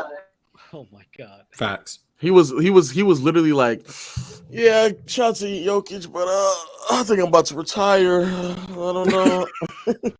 he was just doing that to try to take some of their attention away. You know, you must be. Yeah, that's what I'm saying. I think that's what he did. This is crazy. We're Magic. It's close enough. Is it? Is orange and red close enough? Orange and red. Troll alert. Oh, see, I thought you had. I already know who Nick Pillow is. Nick Pillow, he thinks we all look alike. I thought that was a dark orange. You know what I'm saying? Nick Pillow 100% think we all look alike. Oh, damn, Nick Pillow, 100%. All right, moving. Hey, Ron, are we gonna talk about that Celtics game tomorrow? Are we gonna talk? I mean, tonight? Are we gonna talk about how the Celtics players are pissed off right now that Ime Udoka was fired? The report came out today, and I've been telling you guys this the whole season. That they're take it. He did it to himself. He did it to himself, bro. I told you, Lo. I told you, right. I was. You keep saying, but Bob, understand something. This is something. This is something. I understand your logic that he did it to himself. This is something that didn't need to get out. It could have stayed right in house, and we could have handled this. I agree. We could have handled this in house. The fact that it got out, that's where the problem lies. But he could still be the head coach of the Boston Celtics. You know how it is, though, Chill. You know how it is, though, especially nowadays, Chill.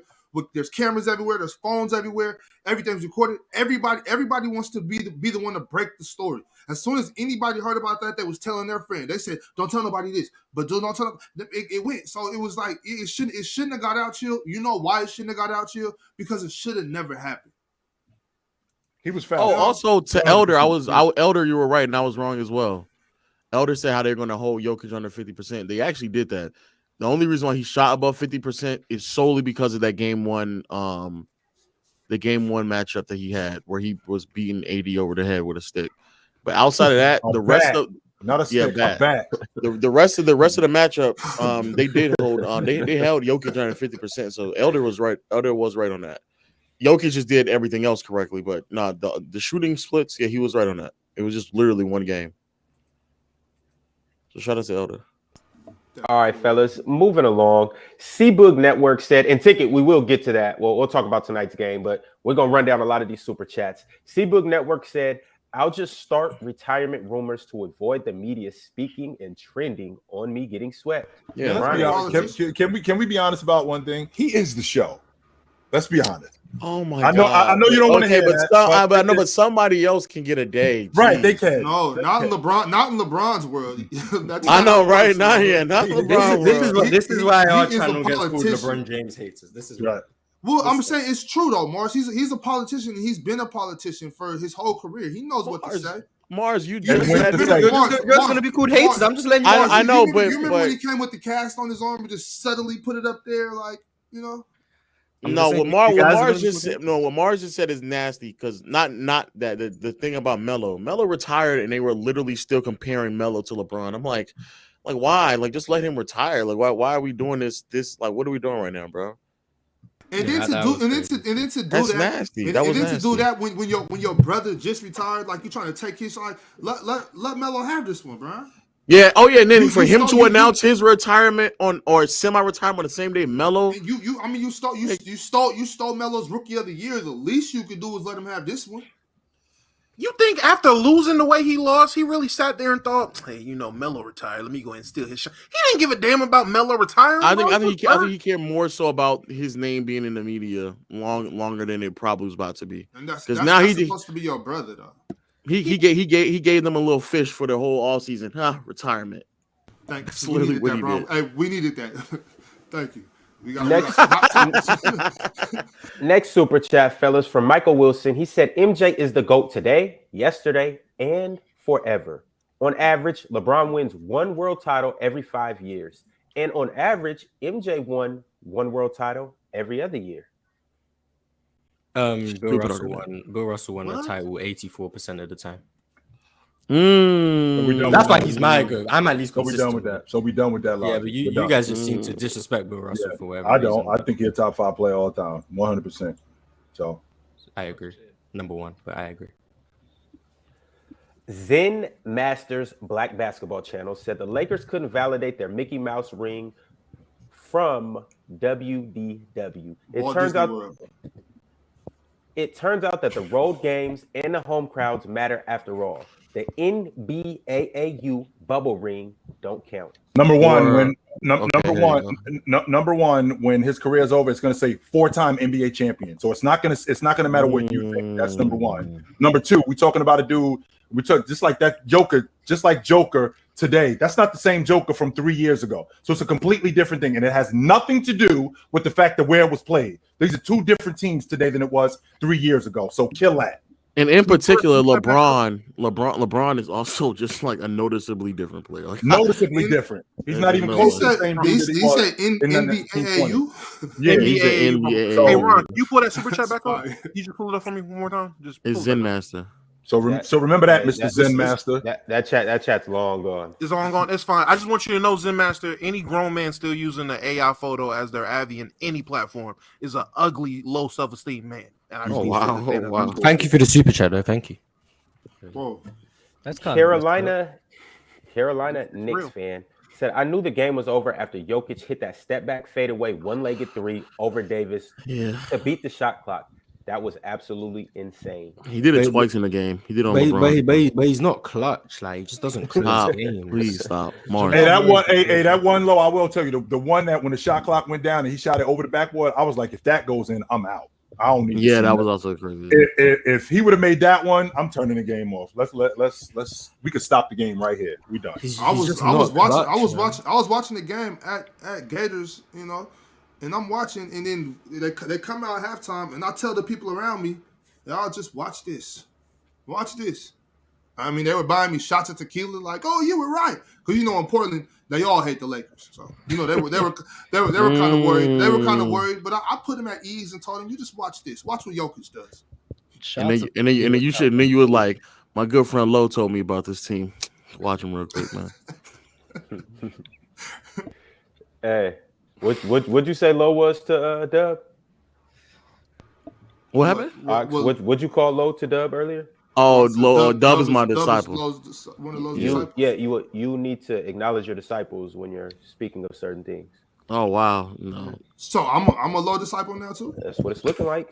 L basketball, I would never. Oh my. Next super chat from Omar Hansen. He said LeBron wants to be the first to 40,000 points. He tell you that? Yes. In my dreams. Why are you holding a debit card? What's going on right now? He tricking. We already been over it. He's straight tricking. Oh, no way. Please tell me that you're tricking. What is wrong? We already been over this already. Lo, you came. What did you just get done You and Damo buying? showed up late. He is straight. What is wrong with holding a debit card? Because it means you buying something. What you buying? It's just here, bro. I can't hold a fucking debit card. You got your debit card laying around. Who just holds a debit card? It's right. It's just right here in my face. I'm just. You smooth on your way, brother. Yeah, it's cool, dub. If that's how you get down, that's cool, bro. It's not no. How no I shame. get down, man. No shame. No shame in the game. Bro. Speaking of tricking, I have a super chat just for you from Jamal Williams. It's a start bench cut. Taylor Rooks, Monica McNutt, or Malika Andrews. Monica McNutt is a crazy. How was that? With all due respect, she's a beautiful young lady, but how did Monica McNutt take this? Yeah, you know what I'm saying? Because I was. Oh, you got this, Dub. My bad. I'm cutting it. You cool, but I'm starting Taylor Brooks. She is so. Yes. Oh my god. Okay, Bob. Okay. And then I'm gonna go. All right. No. I just seen a TikTok of her earlier. Woo. Taylor Rooks, and that's what made you bring the card in that out? order. Isn't that in that? Yeah, he was like, God, I gotta get that card up for Taylor Rooks now. If she had an OnlyFans, I'll pay for her OnlyFans. I swear to God. All right, let's wrap this. And I don't even watch OnlyFans. I'm not even gonna hold you. Who the three again? What the three again? I don't see how. It was Monica McNutt, Malika Andrews. Malika's getting cut 100%. You out your damn mind. I gotta you done lost your noodle now. I don't like her attitude. I'm not gonna lie, bro. I just don't like her. You don't know her, dog. I don't like her attitude like that.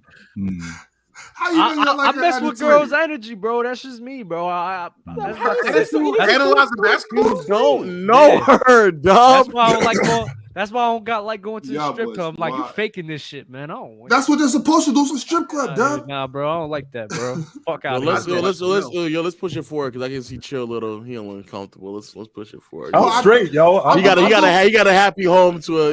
I'm straight, man. Real quick. You know, our brothers be like, I would drink her bathwater. I would drown.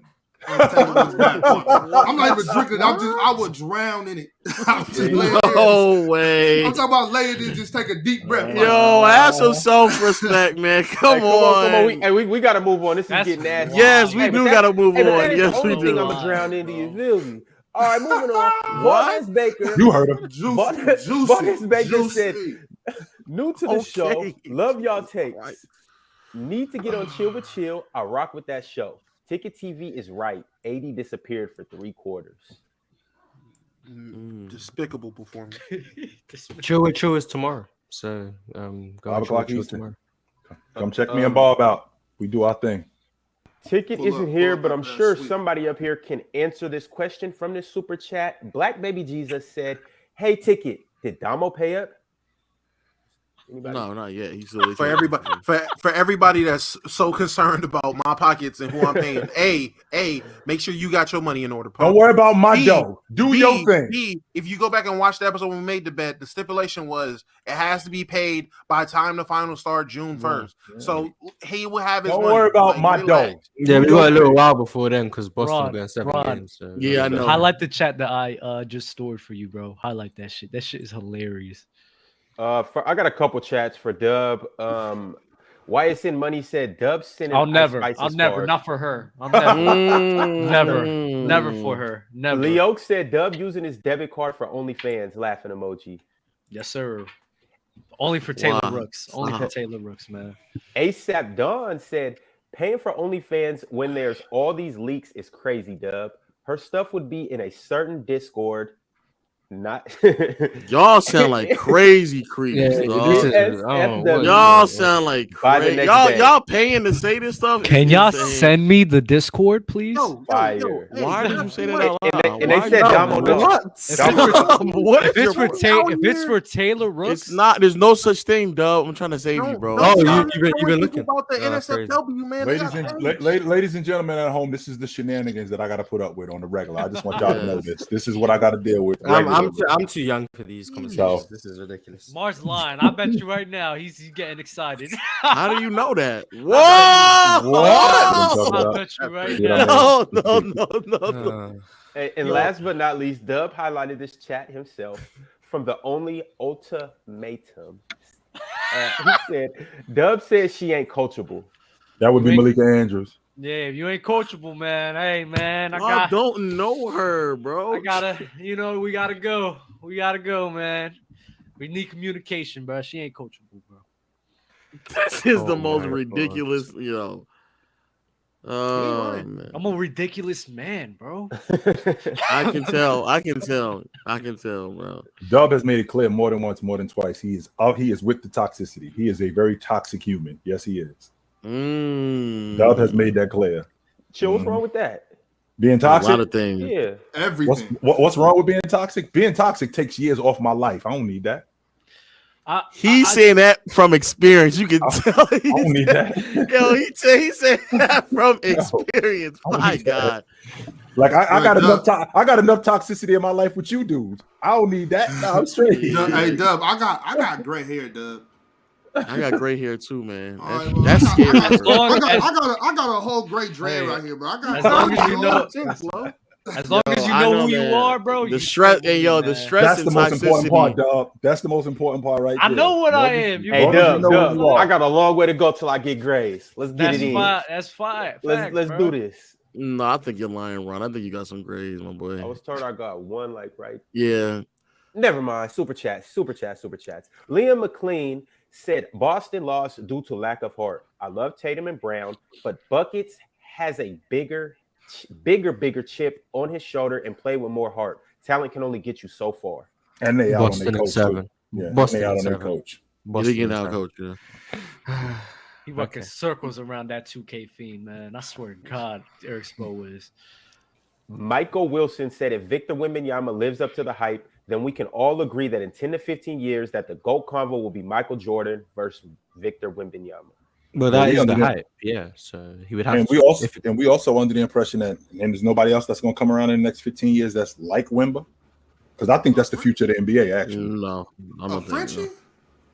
A Frenchie is crazy. It doesn't have to be Frenchie, but Jesus. Tall with guard skills. I mean, yeah, I don't know if it's gonna be the prototype of 7 foot plus with those type of on ball skills and that type of ability, but definitely it's gonna be a trend of at the very least 6'9", 6'10" guys. There's gonna be a lineup of straight 6'8" and above guys that are all switchable, rotational. That's what I think the future of the NBA is. That's what is. Toronto's doing right now. That's what the Magic doing. Hey, the Magic can do some. But they don't have. But they still run with Markel. That's why they still run with. Yo, the Magic don't have both Thomas brothers. I'm with you on that, Damo. I think the league gonna be a bunch of 6'8", 6'9", to 7'2", ball handling, long ball shooting, step back 3 shooting dude. That's what I think it's gonna be. A bunch of dudes like that, yeah. And Jokic's, Paolo Bancheros, and Kay Cunningham's. That's all it's gonna be. Call me Top D.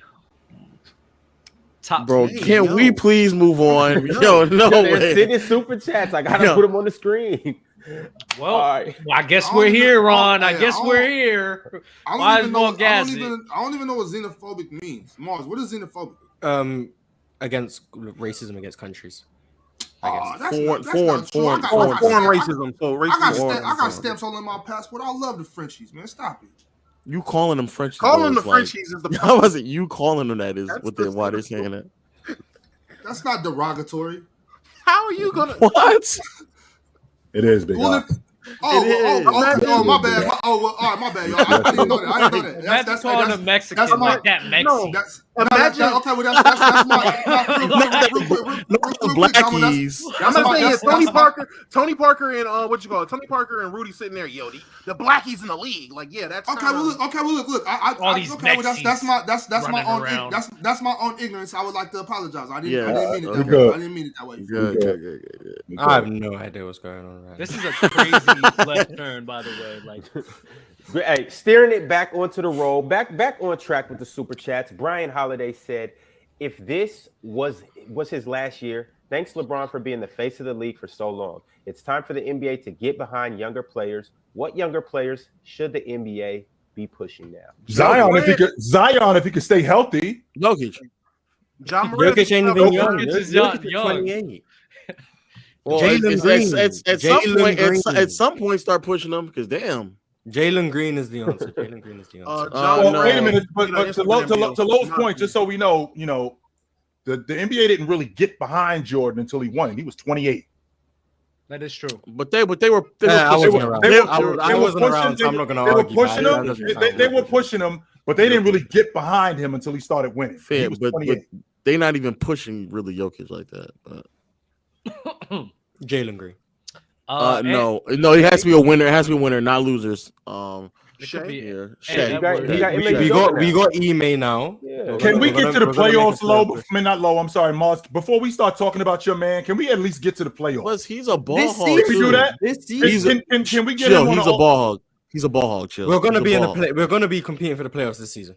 He's a ball hog. Yo, not only that, Wemby, because Wemby is actually going to be winning coach. Like he's going to be. He's going to be there for like 1 year. I've watched a couple of Houston games. And your guy is a loser. He's a ball hog. Calling someone a loser after 2 seasons is ridiculous. He's a ball hog.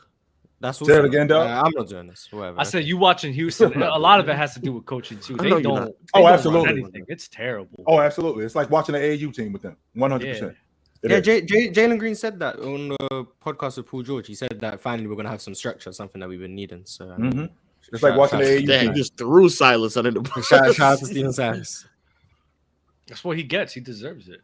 Yeah, he was terrorist coach. Yeah, running that one super chat that you just had up. I think that the Philadelphia 76ers would have at least been in the finals at this point.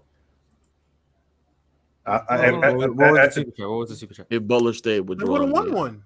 I think they would have at least been to the NBA finals. Like this year, they would have been walking through the NBA finals. They would have won the year they got bounced by the year that last Jimmy Butler year. They would have won that year. No, last year.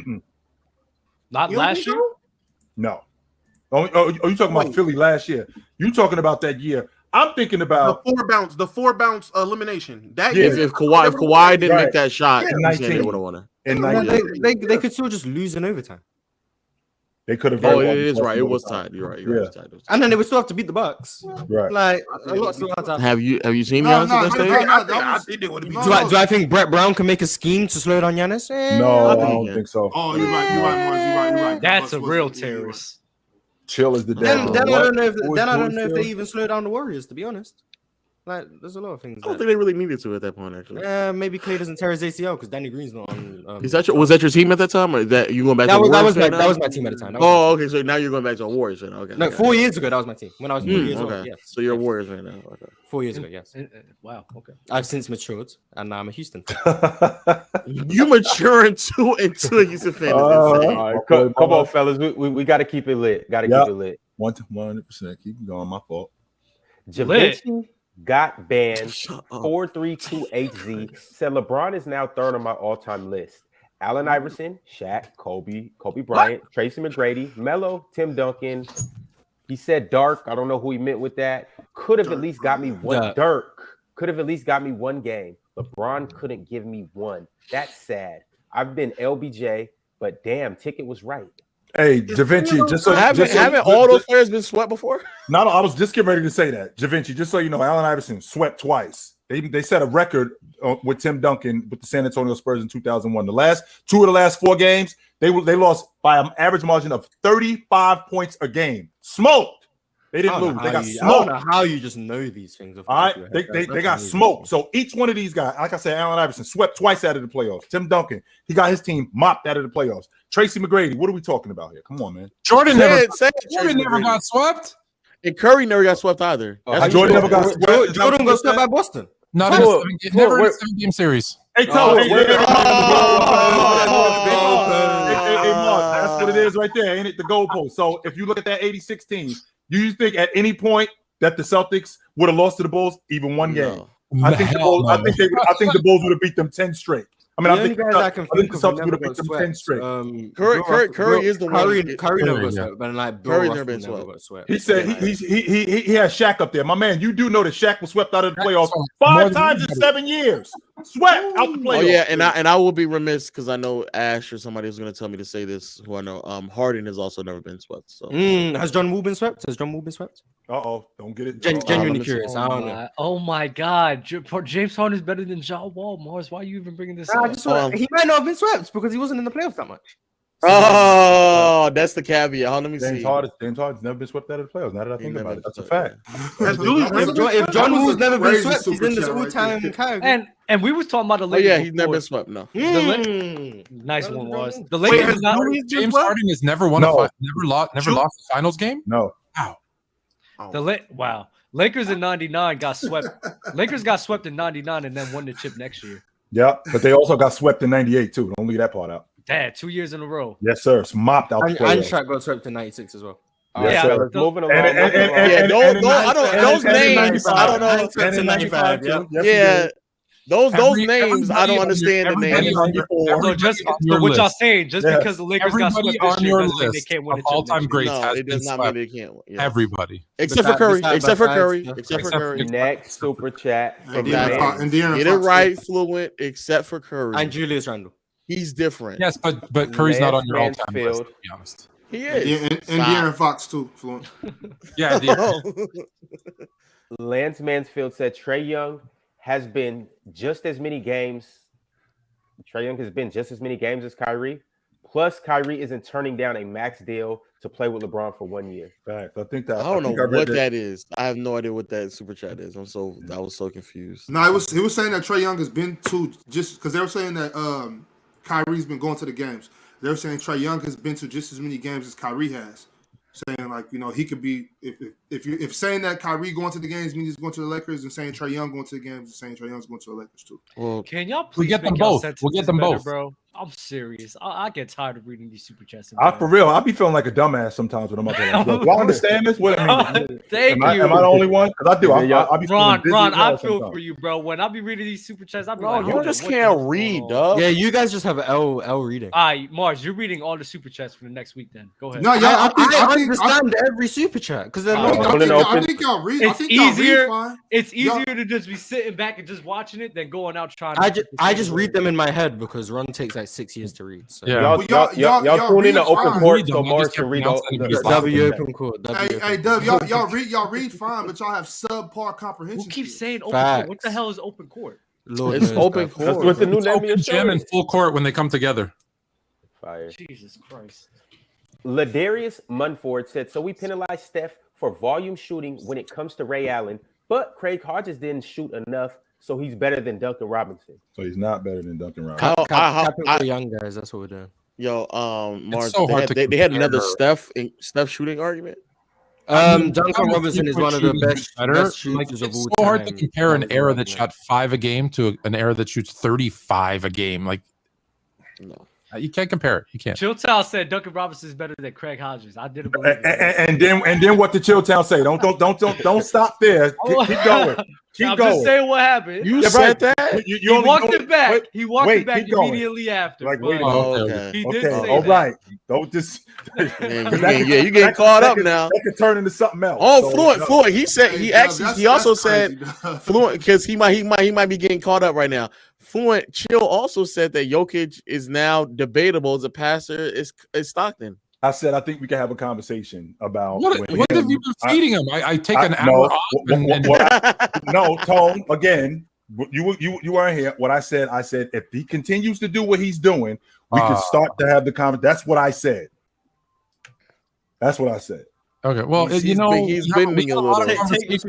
We've had a lot of conversations here about if Steph Curry goes to the finals and wins and he's the MVP. Well, that didn't happen. If LeBron James goes to the finals and wins and he's the finals MVP, that didn't happen.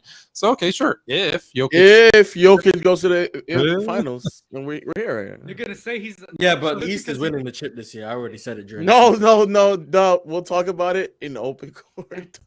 In open court. Open court is so disrespectful. For those of you who don't know, open court is next. No, it's open court now, Lo. You have renamed it. Well, we'll talk about an open gym. We'll talk about an open gym. Honestly, we'll talk about open because it is a very interesting combo that's being had. NBA Lonnie said, "Don't let us get one." Us who? Celtics. He's a Celtics fan. Hey, Boston in 7. Stop. When I am correct, I want you guys to remember you are laughing. Mars. If the Celtics win in 7, Lo will drink your toe juice. Okay, that water. Whoa. Hey, Mars. I ain't doing it. Mars, who's this? What's his answer? Mars. Iverson is not. The answer is unequivocally, undebatably, very easily Steve Nash. Easily, clearly. Toronto Raptors, please don't hire him as coach, though. Thank you. If they hire him as a coach, I heard they interviewed him. I'm out. I'm moving back to LA. I mean, honest with you, I'm disappointed. I'm disappointed in Masai because he normally wouldn't even do something as dumb as that. He interviewed JJ Redick too. Don't leave that part out. That's fine, but Nash, I'm okay with him. I'm okay with him interviewing everybody. I'm okay. I'm okay with that. No, you don't. Why would you interview someone who has no shot of getting the job? It's a waste of time. Mars, he's from Canada. He's just showing them a little bit of love. Yeah. Interview Shea Gilgeous-Alexander too. Then why not? Out of respect, he's gonna. Listen, interview Drake.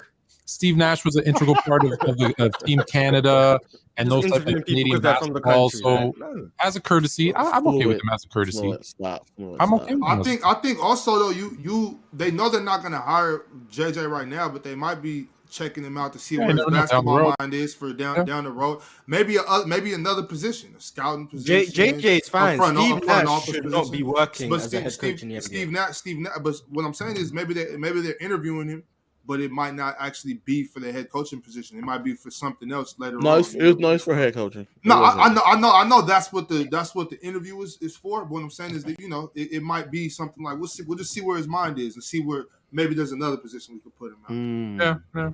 Special advisor to the whatever. So, stuff like shooting that. Shooting coach. Yeah, whatever. Ball boy. Ball boy. Shooting coach. Facts. Ball boy, top boy, water boy. The Raptors need a shooting coach. Yeah, none of them can shoot. That's a great idea. Hey, and I heard they're looking at drafting Anthony Black, what team was it chill that the one kid was saying that they don't have development the Chicago Bulls. Oh, that was crazy. Oh yeah, they don't have a shooting coach. They don't have a development staff or something like that. A shooting coach. That's too expensive. Good in that role. Too expensive. Too expensive. He was doing something similar with Golden State. Too expensive. That's what he said. Yo, they could give me. Well, Chicago's a little more expensive. They could give me $80,000 a year. I couldn't do that. He won't pay. He's cheap. They could get a shooting coach in the Chicago Bulls for free. Facts. I don't think you guys understand. I'll enter for that. I don't think you guys understand. I don't think you guys understand Chicago sports teams. So the Bulls don't have a shooting coach because it's expensive. They once offered the Chicago Bears football. Once offered, I want to say Lance Briggs, like $40,000 a year to be a linebacker coach. Like these guys, for whatever, are super duper. Lance Briggs. Lance Briggs. 40,000? Yeah. 40,000 a week. No. And he laughed at them as he should. Like Chicago, for whatever sports teams do not spend on development. I don't know. I don't get it. They crazy. They better be happy and slap somebody. Shout out Moving along. Briggs. Black Rain X with the super chat said Pelinka need to holler at Phoenix for a KD AD trade. Aiden want to leave anyways. Suns get AD, D'Lo, Vando, Beasley, and/or Troy Brown. LA gets KD, Ayton, Jock Landale. Both have depth now, and defense be still. Do you guys think about the stuff that you say, or I'm about to say that's like how we putting this stuff together? Y'all, I'm all 2K simulator. It's 2K. Yeah, that's what I'm trying to figure out. I am all for that narrative. If KD and LeBron join forces, that'd be crazy. Thank you for the super chat. Yes, thank you very much. I'm not gonna lie, Fluent. I might actually get behind that, and I know that sounds crazy coming from me. But I don't know, just for the fuck of it, Lord. Just. Oh my god. Wait, not if they got Lakers jerseys on though. If LeBron goes to Phoenix, I can get behind. No, they got Lakers jerseys on. I will forget it. I can't do that. I'm sorry. Never mind. All right. Paulo C. Media said the best comparison for Duncan Robinson would be Wally World, in my opinion. Similar career stats, similar build, similar role. Jason Capone. Yeah, I can get very underrated Wally Zerbiak. Shut up, Mars. Jesus. What's wrong with that? He's not Jason Capone, but he's Jason. He's Jason. Capone had a nice year up here in Toronto. I'm not saying he didn't, but he's not Jason. And he won a championship in Miami. Like, yes, he was. He was on that 016. He was on that 016 that won NBA championship. We're overrating players so much now. So much so. No, chill. No, Fluent. He's one of the best shooters we've ever seen, bro. I promise. Yeah, because Duncan is not that. Duncan is not maybe that. Form. If you're just talking about form, sure. I ain't taking his form over J.R. Smith. Donovan Samuel said Lakers were simply overmatched. You can't lose that game when you were up by 15 at halftime, especially when you were trying to avoid elimination. AD can't have those inconsistent performances in the Western Conference Finals. Facts. I'm good with that. Did you say J.R. Smith? Yeah, J.R. Smith's form. The guy who was smoking weed when he was supposed to be learning his inbound plays? What does that have to mean with? What's that going to do with his jump shot form? Yeah, I'm just making sure it's the same person. Yeah, that guy. That guy. Yep. His jump shot form is better than. So, Chad, that's like debating 101. He just brought up something completely irrelevant to. I wanted to clip. I needed that for a clip for George Karl that I got to send. Oh, really? Oh, you're a George Karl defender. Yeah. Is he? I don't know if you're being sarcastic or not. No, we're working out. We're having. Me, y'all. I don't want that. Matter of fact. It's gonna be a mellow hate show, isn't it? Oh yeah. Oh no. Oh no. Hell yeah. Melo's not a bad teammate. Like that, he don't even deserve. It's gonna be a bunch of Melo doing all of this, and that's why we couldn't win. Probably didn't put any plays in for real. He just forgot. Oh man, I heard J.R. Smith say something like that. J.R. Smith said they had no inbound plays, and then George Karl replied and said, "No, you must have been smoking weed when we were practicing them." And then J.R. Smith blocked him on Twitter. For real? Yeah, that's petty, Jay. You know this is fantastic, bro. I heard all that part. I just didn't know he blocked him or unfollowed. You know, J.R. Smith. This is the same dude who, when he first got to the league, he asked David Wesley. He asked him, quote, "Are shoot-arounds optional?" So there's the original. He was coming out of high school though. Like, he did ask that. You know, in high school when he probably could do whatever he wanted to do. Right. Whatever he wanted to do. And it was a genuine question too. Like he wasn't trolling. He wasn't trying to be funny, nothing like that. He asked seriously. It was right, but are shoot-arounds optional? Like no. After Karl replies, there's the block. Damn. Karl Malone not Karl Malone. George Karl is such a keyboard warrior. I'm impressed at his age to be all. He was just at the Denver game. Yeah, he was. Yeah, he was there. George Karl just he was sick, right? He just beat. Wasn't that George Karl? He was sick. I don't know. He looked real slim when I saw him at the game. So. Everybody, yeah. I think he had beat it though. I think he was. It's good to see him. It's good to see him for sure. Yeah, just stop fighting with guys on Twitter, please. Wishing why? What he's supposed to fight him in the alleys, Dub? Yeah, why not? Why not? He's 80. Yeah, he's 80. Just chill, bro. Like, why are you over here still fighting? Dub, like, I can't wait to see you. You know why? 80, these young dudes. When I'm 80, I'm not gonna care about life because I'm about to be out the door. Why would I care? See, Dub, that's why you need to drink water and take care of yourself. Because I'm gonna be with my family and just spend my time with them. Why would I care about all of these? If you make it to 80, you might be, this is extra time. I'm gonna do crazy stuff. No, extra time is crazy. Hey man, hey Lo, I want to tell you something, dog. I really appreciate you for apologizing to me, man, and admitting I was right about something. Because normally you don't want to do that, but I told y'all about E-Man who stroked. On you too. You ain't here to running your mouth, talking crazy at the beginning of the season. Don't say you didn't. I got you on tape, living the vida loca. Your ass was in here too, capping when I told you guys about E-Man. Now, since these dudes are falling apart, the Boston Celtics, they handled it the wrong way, man. They should have let E-Man keep his job, bro. Let the man keep his gig, bro. You punish him, give him a punishment, a year suspension, and bring him back. At least the player's mindset would have been in a better place getting their coach back. This cock guy got wrong. Stop putting it all on the coach. And the players still got to play, and they didn't. Listen, hold on. I'm gonna tell you why it's the coach. Hold on. I'm gonna tell you why it's the coach. Hold on. You can say no. I'm gonna tell you why it's the coach.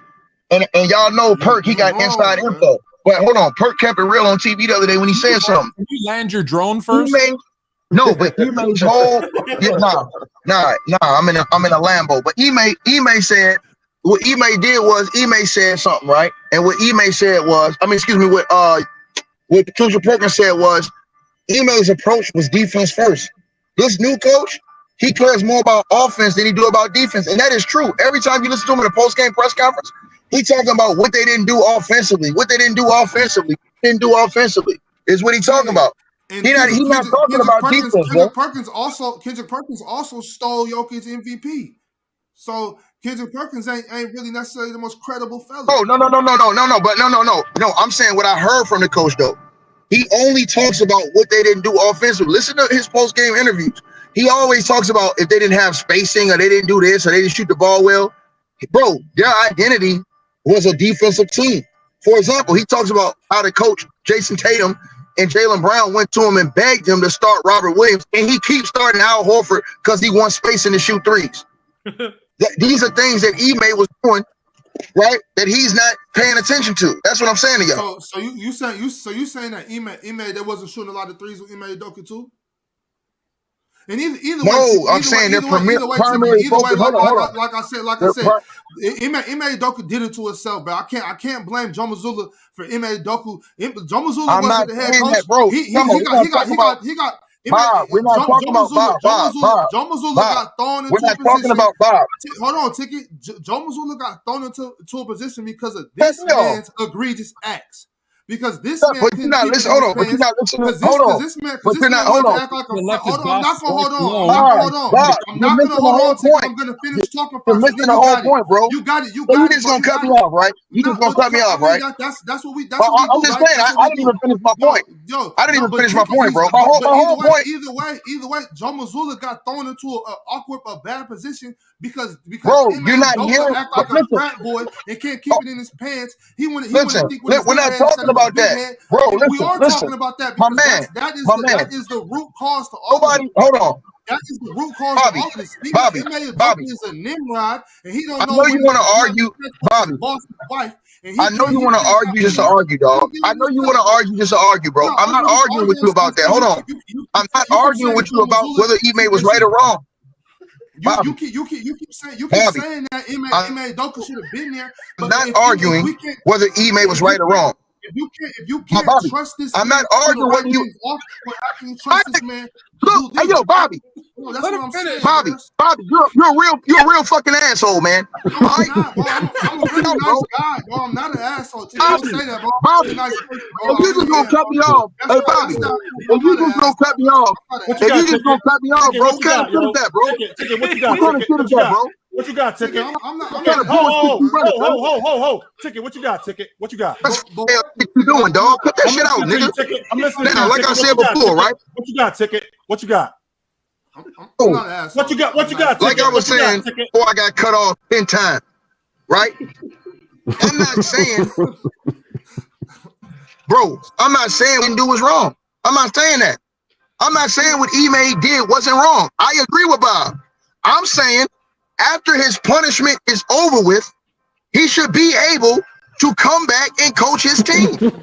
So if you punish him for it, come back. If you fire him, fire him. So that year suspension that you're talking about, that shouldn't even happen. Like if it's a year suspension, then he should get his job back the next year, as opposed to having a year suspension and then he ends up getting hired somewhere else. Either fire him or bring him back. That's your logic. Did we lose him? He's muted. I think we lost him. Y'all though. Yeah, I muted myself because Bobby acting like a hoe. I agree with that. I agree with him. I agree with him.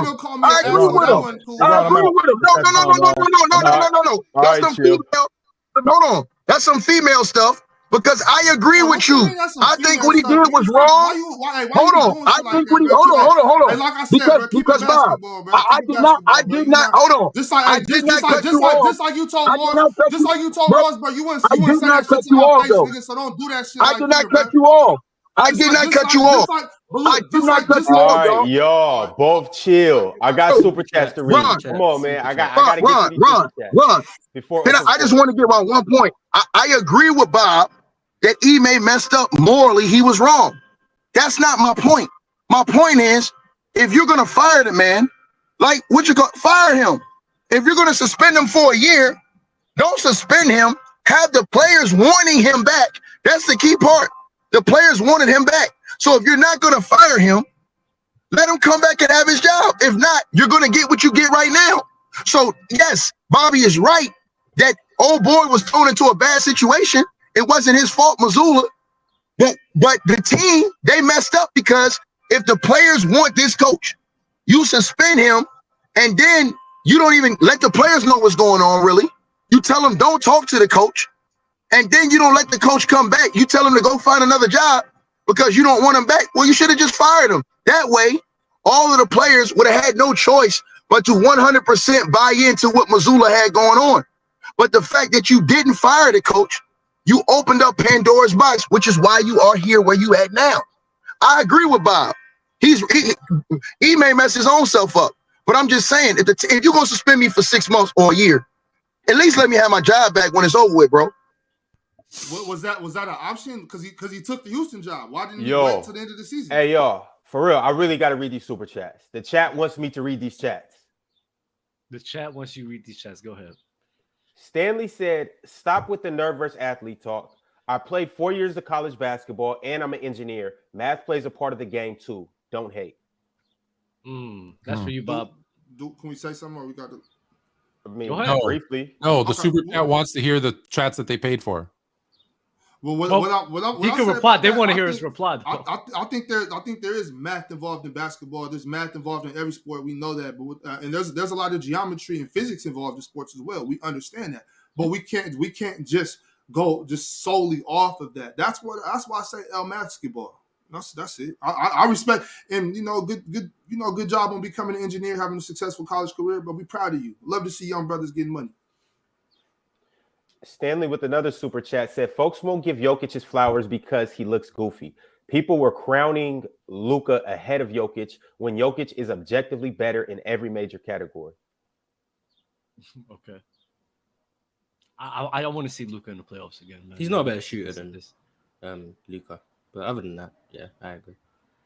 R Blaze 5000 said Trae Young or Kyrie Irving for the Lakers. Kyrie. Trae better Young. Fit, better shooter, better off the ball, better defender, better player. Better. He's not a better player. He's a better passer. Better player. Better passer, but that's it. Wait, who's the better player? What? He's saying Trae Young is better than Kyrie. Next super chat. Leb Onar said, how do you cope with your idol for 15 years retiring? Be a man and grow up. Okay. Wow, that's harsh, Mars. Some sports guy retires and you can't cope. Like, I'm not gonna lie, that's kind of sad. Yeah, there's a lot of grown men who are kids. Yeah, that's actually really sad. Can he cry a little that he's not gonna miss him playing? Do what you want. It's just kind of sad. Why are you gonna cry over another man not playing the game? Yeah, that's extremely sad. Yeah. 15 years. He might only be 15 years old.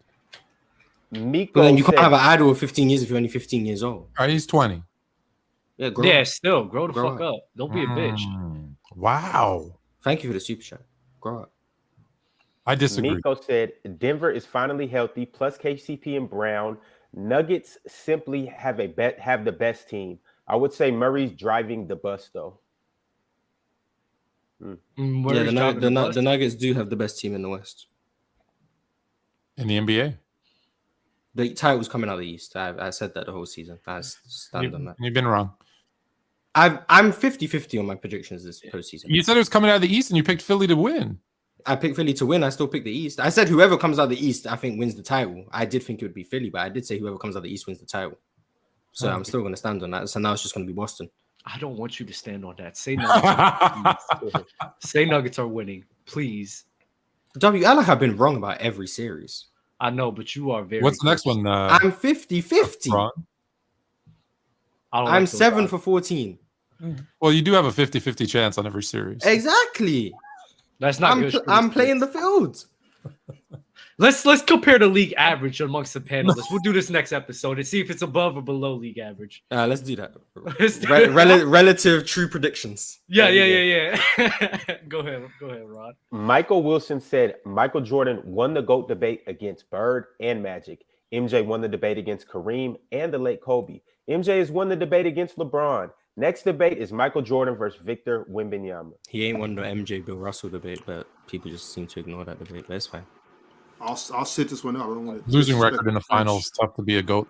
I don't think Victor's not going to be in that conversation, but keep going. 13200 said, fun fact, this is the 77th year in a row a former, current, or future Knick will also be in the finals. Also, can we talk about how good Jokic D has been? Pause. He's can we? Why are you messing around? Hey, y'all can really pause super chats for real. Like that. He's going up. He's going against defenses where the offenses are strong and they can't take advantage of him. Like, stop that shit. His defense hasn't been that great. It's the same. He's the same defender.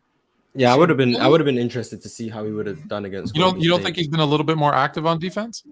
He's been active all season long. Oh, and I'm glad you're here because I brought.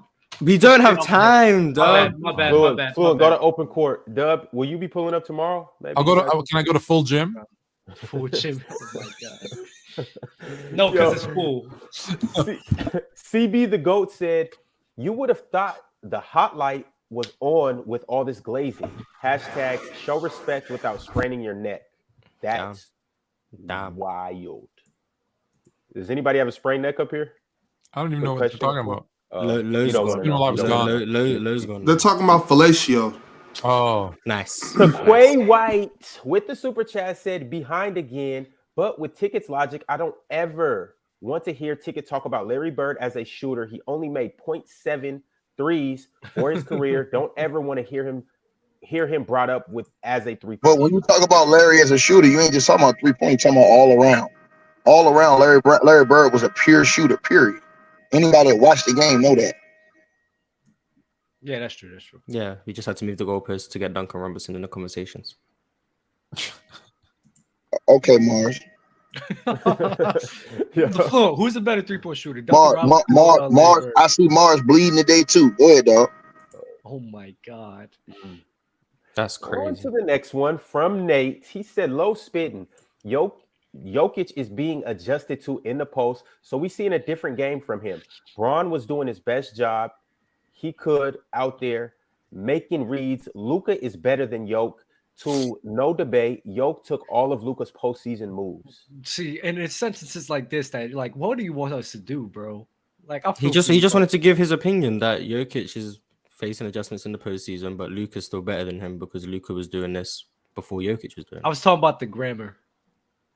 Dude, they're typing on their like phone. They're not gonna do punctuation. Like, no, but they make fun of Ron and me. Are you their teacher? Like, what are you gonna? No, bro. They just they be like, oh, you can't read. You can't read. It's like, bro, you guys can't form a sentence. I mean, y'all know the American public school education system ain't worth a damn. You know where it ranks. Hey, Dub, I'll just blame it on the American public school system. That's it.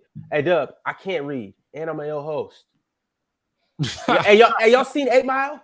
So, what else y'all gonna say about me? Oh, next super chat. Saucy Go Beats says, shout out Jokic, but that 3 over 80 was crazy. That step back 3 was crazy. It was not the one he shot, not the one he tried to shoot right after that though. That hit the top of the backboard. No, that was hilarious. Andrew G said, trade JT for Luka. All problem solved. No. T Wolf 2486 said Ticket looked like an extra in the Training Day movie.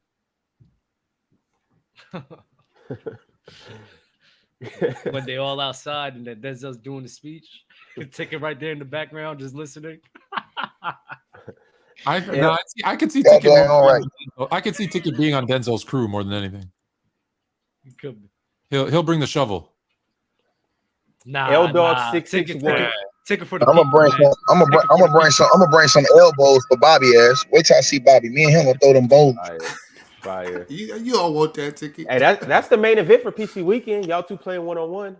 Yeah, can't wait for that. And Low Mars and your knee Dub feel playing good? King of the Court. It's cool. I am playing basketball.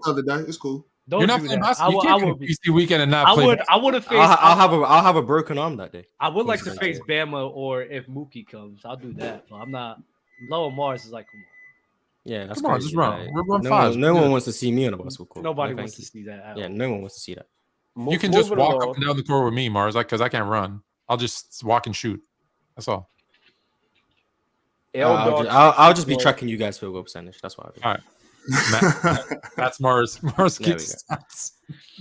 L-Dog661 said, Kyrie being your savior means you're in some serious BS over there in LA. Good luck with all that, though. Facts. See how all these dudes see how all these dudes dogging Kyrie right now? And if Kyrie's next year hitting big shots in the clutch down the stretch, all these dudes gonna be glazing Kyrie. Watch. That's true. Duval Williams said, are we not afraid that Austin Reeves will turn into the next Jordan Poole if he gets the bag? No. Austin Reeves worked too hard for that. No, he thought that. No. I mean, it was pretty obvious to see with Jordan Poole. I mean, I told you guys. Hey, you got the stats. You got the stats, Mars. How many guys that get big contracts work out versus flop? Oh, that's not my domain of stats. My stats is just when I need to just say someone's not efficient. That's all I do. And per 75. Yeah, facts. Per 75 facts. Angie Carr said, I like how Ron always says, let me get through the super chats. Like the panel stopping him. Yeah, man, we're innocent, man. It's on Ron. Facts.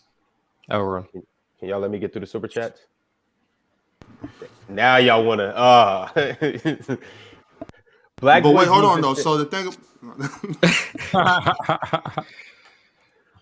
Black Baby Jesus said it was nasty that LeBron overshadowed Melo's retirement. And the Nuggets' amazing play. Dick move. It was even worse that when we spoke about Melo's retirement, all we did was talk about his last few years in the league, and we didn't appreciate how great he was. Did you see that other show? Did you see that other show that's not as good as ours? It starts with an E something, P something. I don't know. They didn't talk about Denver at all. They didn't talk about Denver at all. I don't know what you're talking about. I really don't know. I think it's a big platform that ES something L. Bro, they're not gonna talk. Hey, Fluent, they're gonna talk about LeBron all finals. You know this, bro. With that fake ass retirement speech, they're gonna talk about him all finals. He know what he's doing. Even though I think he might retire, you know what he's doing. LeBron's a dickhead. Okay, here's what they talked about. Oh, quickly. I know you got to get to your super chats. So they talked about the Celtics. Oh, sorry. They talked about LeBron possible retirement. We talked about the Celtics should break up Tatum and Brown. The Celtics and Lakers sweep, bad for the NBA. Kyrie to the Lakers. Jets title contenders with Rodgers. Nothing about the Nuggets. That's pitiful. It amazes me how people they should cancel that show. They should cancel that show and just watch this. It's better anyways. It is. Y'all sign a petition. This is the best show. We're pretty much doing the same thing, but it's fine. We're talking about Denver. No, we talked about Denver. We all gave Denver their flowers. At least we talked about Taylor Rooks. Oh my God. Duncan Robinson. You gave everybody. Isn't Taylor Rooks actually on their platform though? Moving along, guys. She's the only one that gets absolved of blame. A Tribe Called Lynn said, I feel like be our new host. I feel like the NBA in the 2020s is going to be like the 70s, not in talent, but in terms of not having a repeat champion with an abundance of talent. And the cocaine too, or no? I mean, I can't see down the line. There'll probably be a repeat champion at some point, but the league does have some sense of parity at the moment, which is nice. G-Man said, Ron, play my damn super chats. Heat and 7. He's been spamming you for an hour, by the way, just so you could read Heat and 7. What kind of currency is that? In your super chat that G-Man is paying in? I don't know. G-Man, spam the chat on what type of currency you're paying. G-Man also, he had another question. He said, what moves you guys think the Bucks could make? A new coach. That's it. Run it back. It depends, because I think they may lose Brook Lopez, so it depends on if he's moving and everything. You're gonna need some more shooting. That's about it. Everybody needs. That's what you've said for every team. They need more shooting. If you lose Burke, you're gonna need more shooting. The Bucks, I just think they just need to. You don't believe in Giannis' jump shot? I just don't. I just think Giannis just needs. Giannis has a jump shot. It's coming. They've been saying that for 6 years. Once Giannis gets a jump shot, it's over.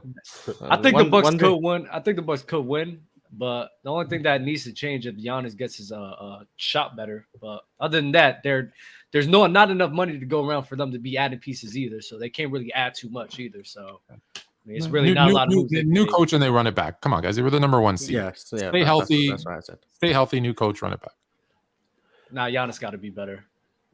Well, yeah, he took a drop from the year before, so he just needs to go back to where he was 2 years. No, Giannis just took a ride. We don't have time to discuss Super chat. Cruiser Nation 3 said he got caught before it came out. They told him to stop. He did it. Even if they kept it in house, you got to have a reason why he was suspended. Must have been good that he was warned and still went back. K Gimma 89 said, Chill is known for his hood alter ego, J Hood, in the strip clubs, in the MIAO, LOL. He tells them, take it light, but take it while throwing bands. Take it. They just call him Jay, not J Hood. No. When we went out, when I was there, they called him J Hood. Are you serious? No. Oh, I'm about to say. No. DJ Casper Marine said, where do you think the 76ers would be if Butler would have stayed with we discussed that, didn't we? I didn't technically read his super chat. They'd be in the NBA final. I don't want to be spammed again, Mars.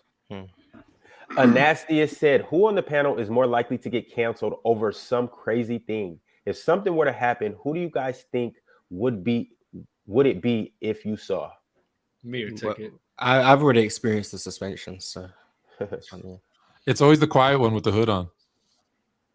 I don't know what's wrong with y'all. Like y'all see these cameras, don't you? So nice. I mean, you're the one who was discriminatory to the French people today, Bob. Oh, what? You were bad to the French people? Yeah, it was crazy. 100%. That's terrible. It's either, I'm not gonna lie, it's either mirror ticket. That's like top 2. Yeah, Dub just needs to. If Dub's on the camera when the show's live and he doesn't know, he'll probably be cancelled. Also, I want y'all to know. See, Ticket just left, but I want y'all to know in the chat, like, I'm not an asshole. I'm a very nice person. Like, I'm a really nice guy. Like, everybody knows that. The French would disagree. If we had time, I would put up a poll: who's the bigger asshole, Bob or Ticket? No, actually, I used to have this French girlfriend when I was living up in Linwood, Washington. The French loved me. All right, so moving along. That's when you started calling them do Bobby got? Do we what? Go ahead, Ticket. Do Bobby got a jumper? No.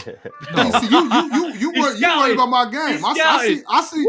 Hey, chat, y'all see he's scared. We got him scared. He got no jumper. He got no jumper. Yeah, based on the stories about your free throws, I doubt it. So no, that's crazy. That's crazy though, Mars. I actually shoot decent. I shoot decent, but my free throws not so much. You're a role player, man. Be careful, Bobby. Ain't nothing wrong with being a role player. Be careful, Bobby. I saw Ticket throw it down on 2 7-footers, bro. Be careful. You think I ain't never caught no bodies? I'm just telling you. Are y'all crazy? Look, CW, you call me a role player, but your favorite player been ducking me since the first time I talked to him. Dale. Oh, Dale. At least Ticket wanted. Dale's shaking in his beanie right now. I just called you a role his player. beanie crazy. That's what you called yourself. That's all. PC weekend, I would just like for me and Bobby to be able to play against Shaq and Delroy 2-on-2. Been calling y'all out for almost going on 2 years now. Y'all swear y'all in Europe, South America, wherever y'all be. Dale in the Bronx, the BK Queens, wherever he is. I don't know. Get your ass out of Long Island and see Ox face to face. Shaq, you know what time it is. For a minute, you need to leave Shaq alone because he's bringing my team a chip over in EuroLeague. Olympiacos. Let him focus. No, be that as it may. Yeah, we shouldn't talk about that right now. That was heartbreaking. But check it out though. Really? Yeah, he folded. He folded. That's what happened. He folded. Shaq actually bought out, but he lost 2 cats. He folded. Be that as it may, Fluent, Mars, all y'all. They talking about, oh, we here, we over there. Like we don't catch flights. Like I don't stay strapped with my passport at all times. Look, I got my passport right here in my pocket. Why? Because I'm always on a flight. Stop playing with me. They just scared. I'm always on a flight is crazy. Always. I got my passport too. That's great. I'm happy. I'm just saying, y'all. Look, super chat. I'm trying. Angie, I'm trying. We don't need to talk about Angie, I'm trying. Ron, I'm not gonna lie. We know. Yeah, go ahead. I want the viewers to know Dale and Shaq are scared of me and LeBron. Dale and Shaq have been ducking me and LeBron going on 24. I have to go get my food, and we're not really. Well, look, look, real quick, y'all. Dale and Shaq have been purposely ducking me and Ron for almost 2 years now. I need y'all to call them out. Talk about it on Full Gym. Facts. I got work. I gotta go to work. Yeah, I'm gonna go. I'm going. On that note, I'm gonna go get some food. Peace. See, host. I'm out too. Fuck. Nah, come on, y'all. Let's get to it for real. Let's get right. Billy Zambidis, hope I said your name right, said top 2 projected picks for 2024, 6'11", Matas Muzelis, and 7'3", Ade Mara, who are already better shooters than Wemby. Billy Zambidis, he's a Pondio. Billy Zambidis. What's up, Vasily? Are you guys familiar with these guys, with these prospects? He's most better shooters. The number 1 guy I'm a bit familiar with. I'm not too sure about the number 2, but Wemby's not that great of a shooter anyway. But yeah, Mars, I disagree with you. We have super chats, so you guys are out your mind. Super chats, Ron, super chats. Critical said, has the Celtics team's chip window passed? Still a great team, but I don't know how they get back to the finals without MA and Tatum's inconsistency. They're getting there this year. Back to back. No, exactly. That's going to be back-to-back finals runs. I don't know. Okay. Get your bars up. Media said, if the Heat win the chip this year, it will be the greatest, most impressive playoff run in NBA history. Salute to the panel. Hashtag get your bars up. Yeah, I think it might be. Leo the Lion said, let's keep it 100. Y'all been ducking. I sat here all season and y'all called Bam a versatility merchant on defense. And yet his impact on defense has been felt all postseason. He's the hub of the Miami D. I agree. He's still a versatility merchant, but I agree. Cash Out a Boo said, as a Celtics fan throughout the whole season, Ticket was saying this about Cockeye is right, and I'm just now seeing it. And I'm just now seeing this. He's still going to get them to the finals, though, so it's fine. Man, that stuff look like amateur hour, though, bro. It look like amateur hour, bro. Straight up.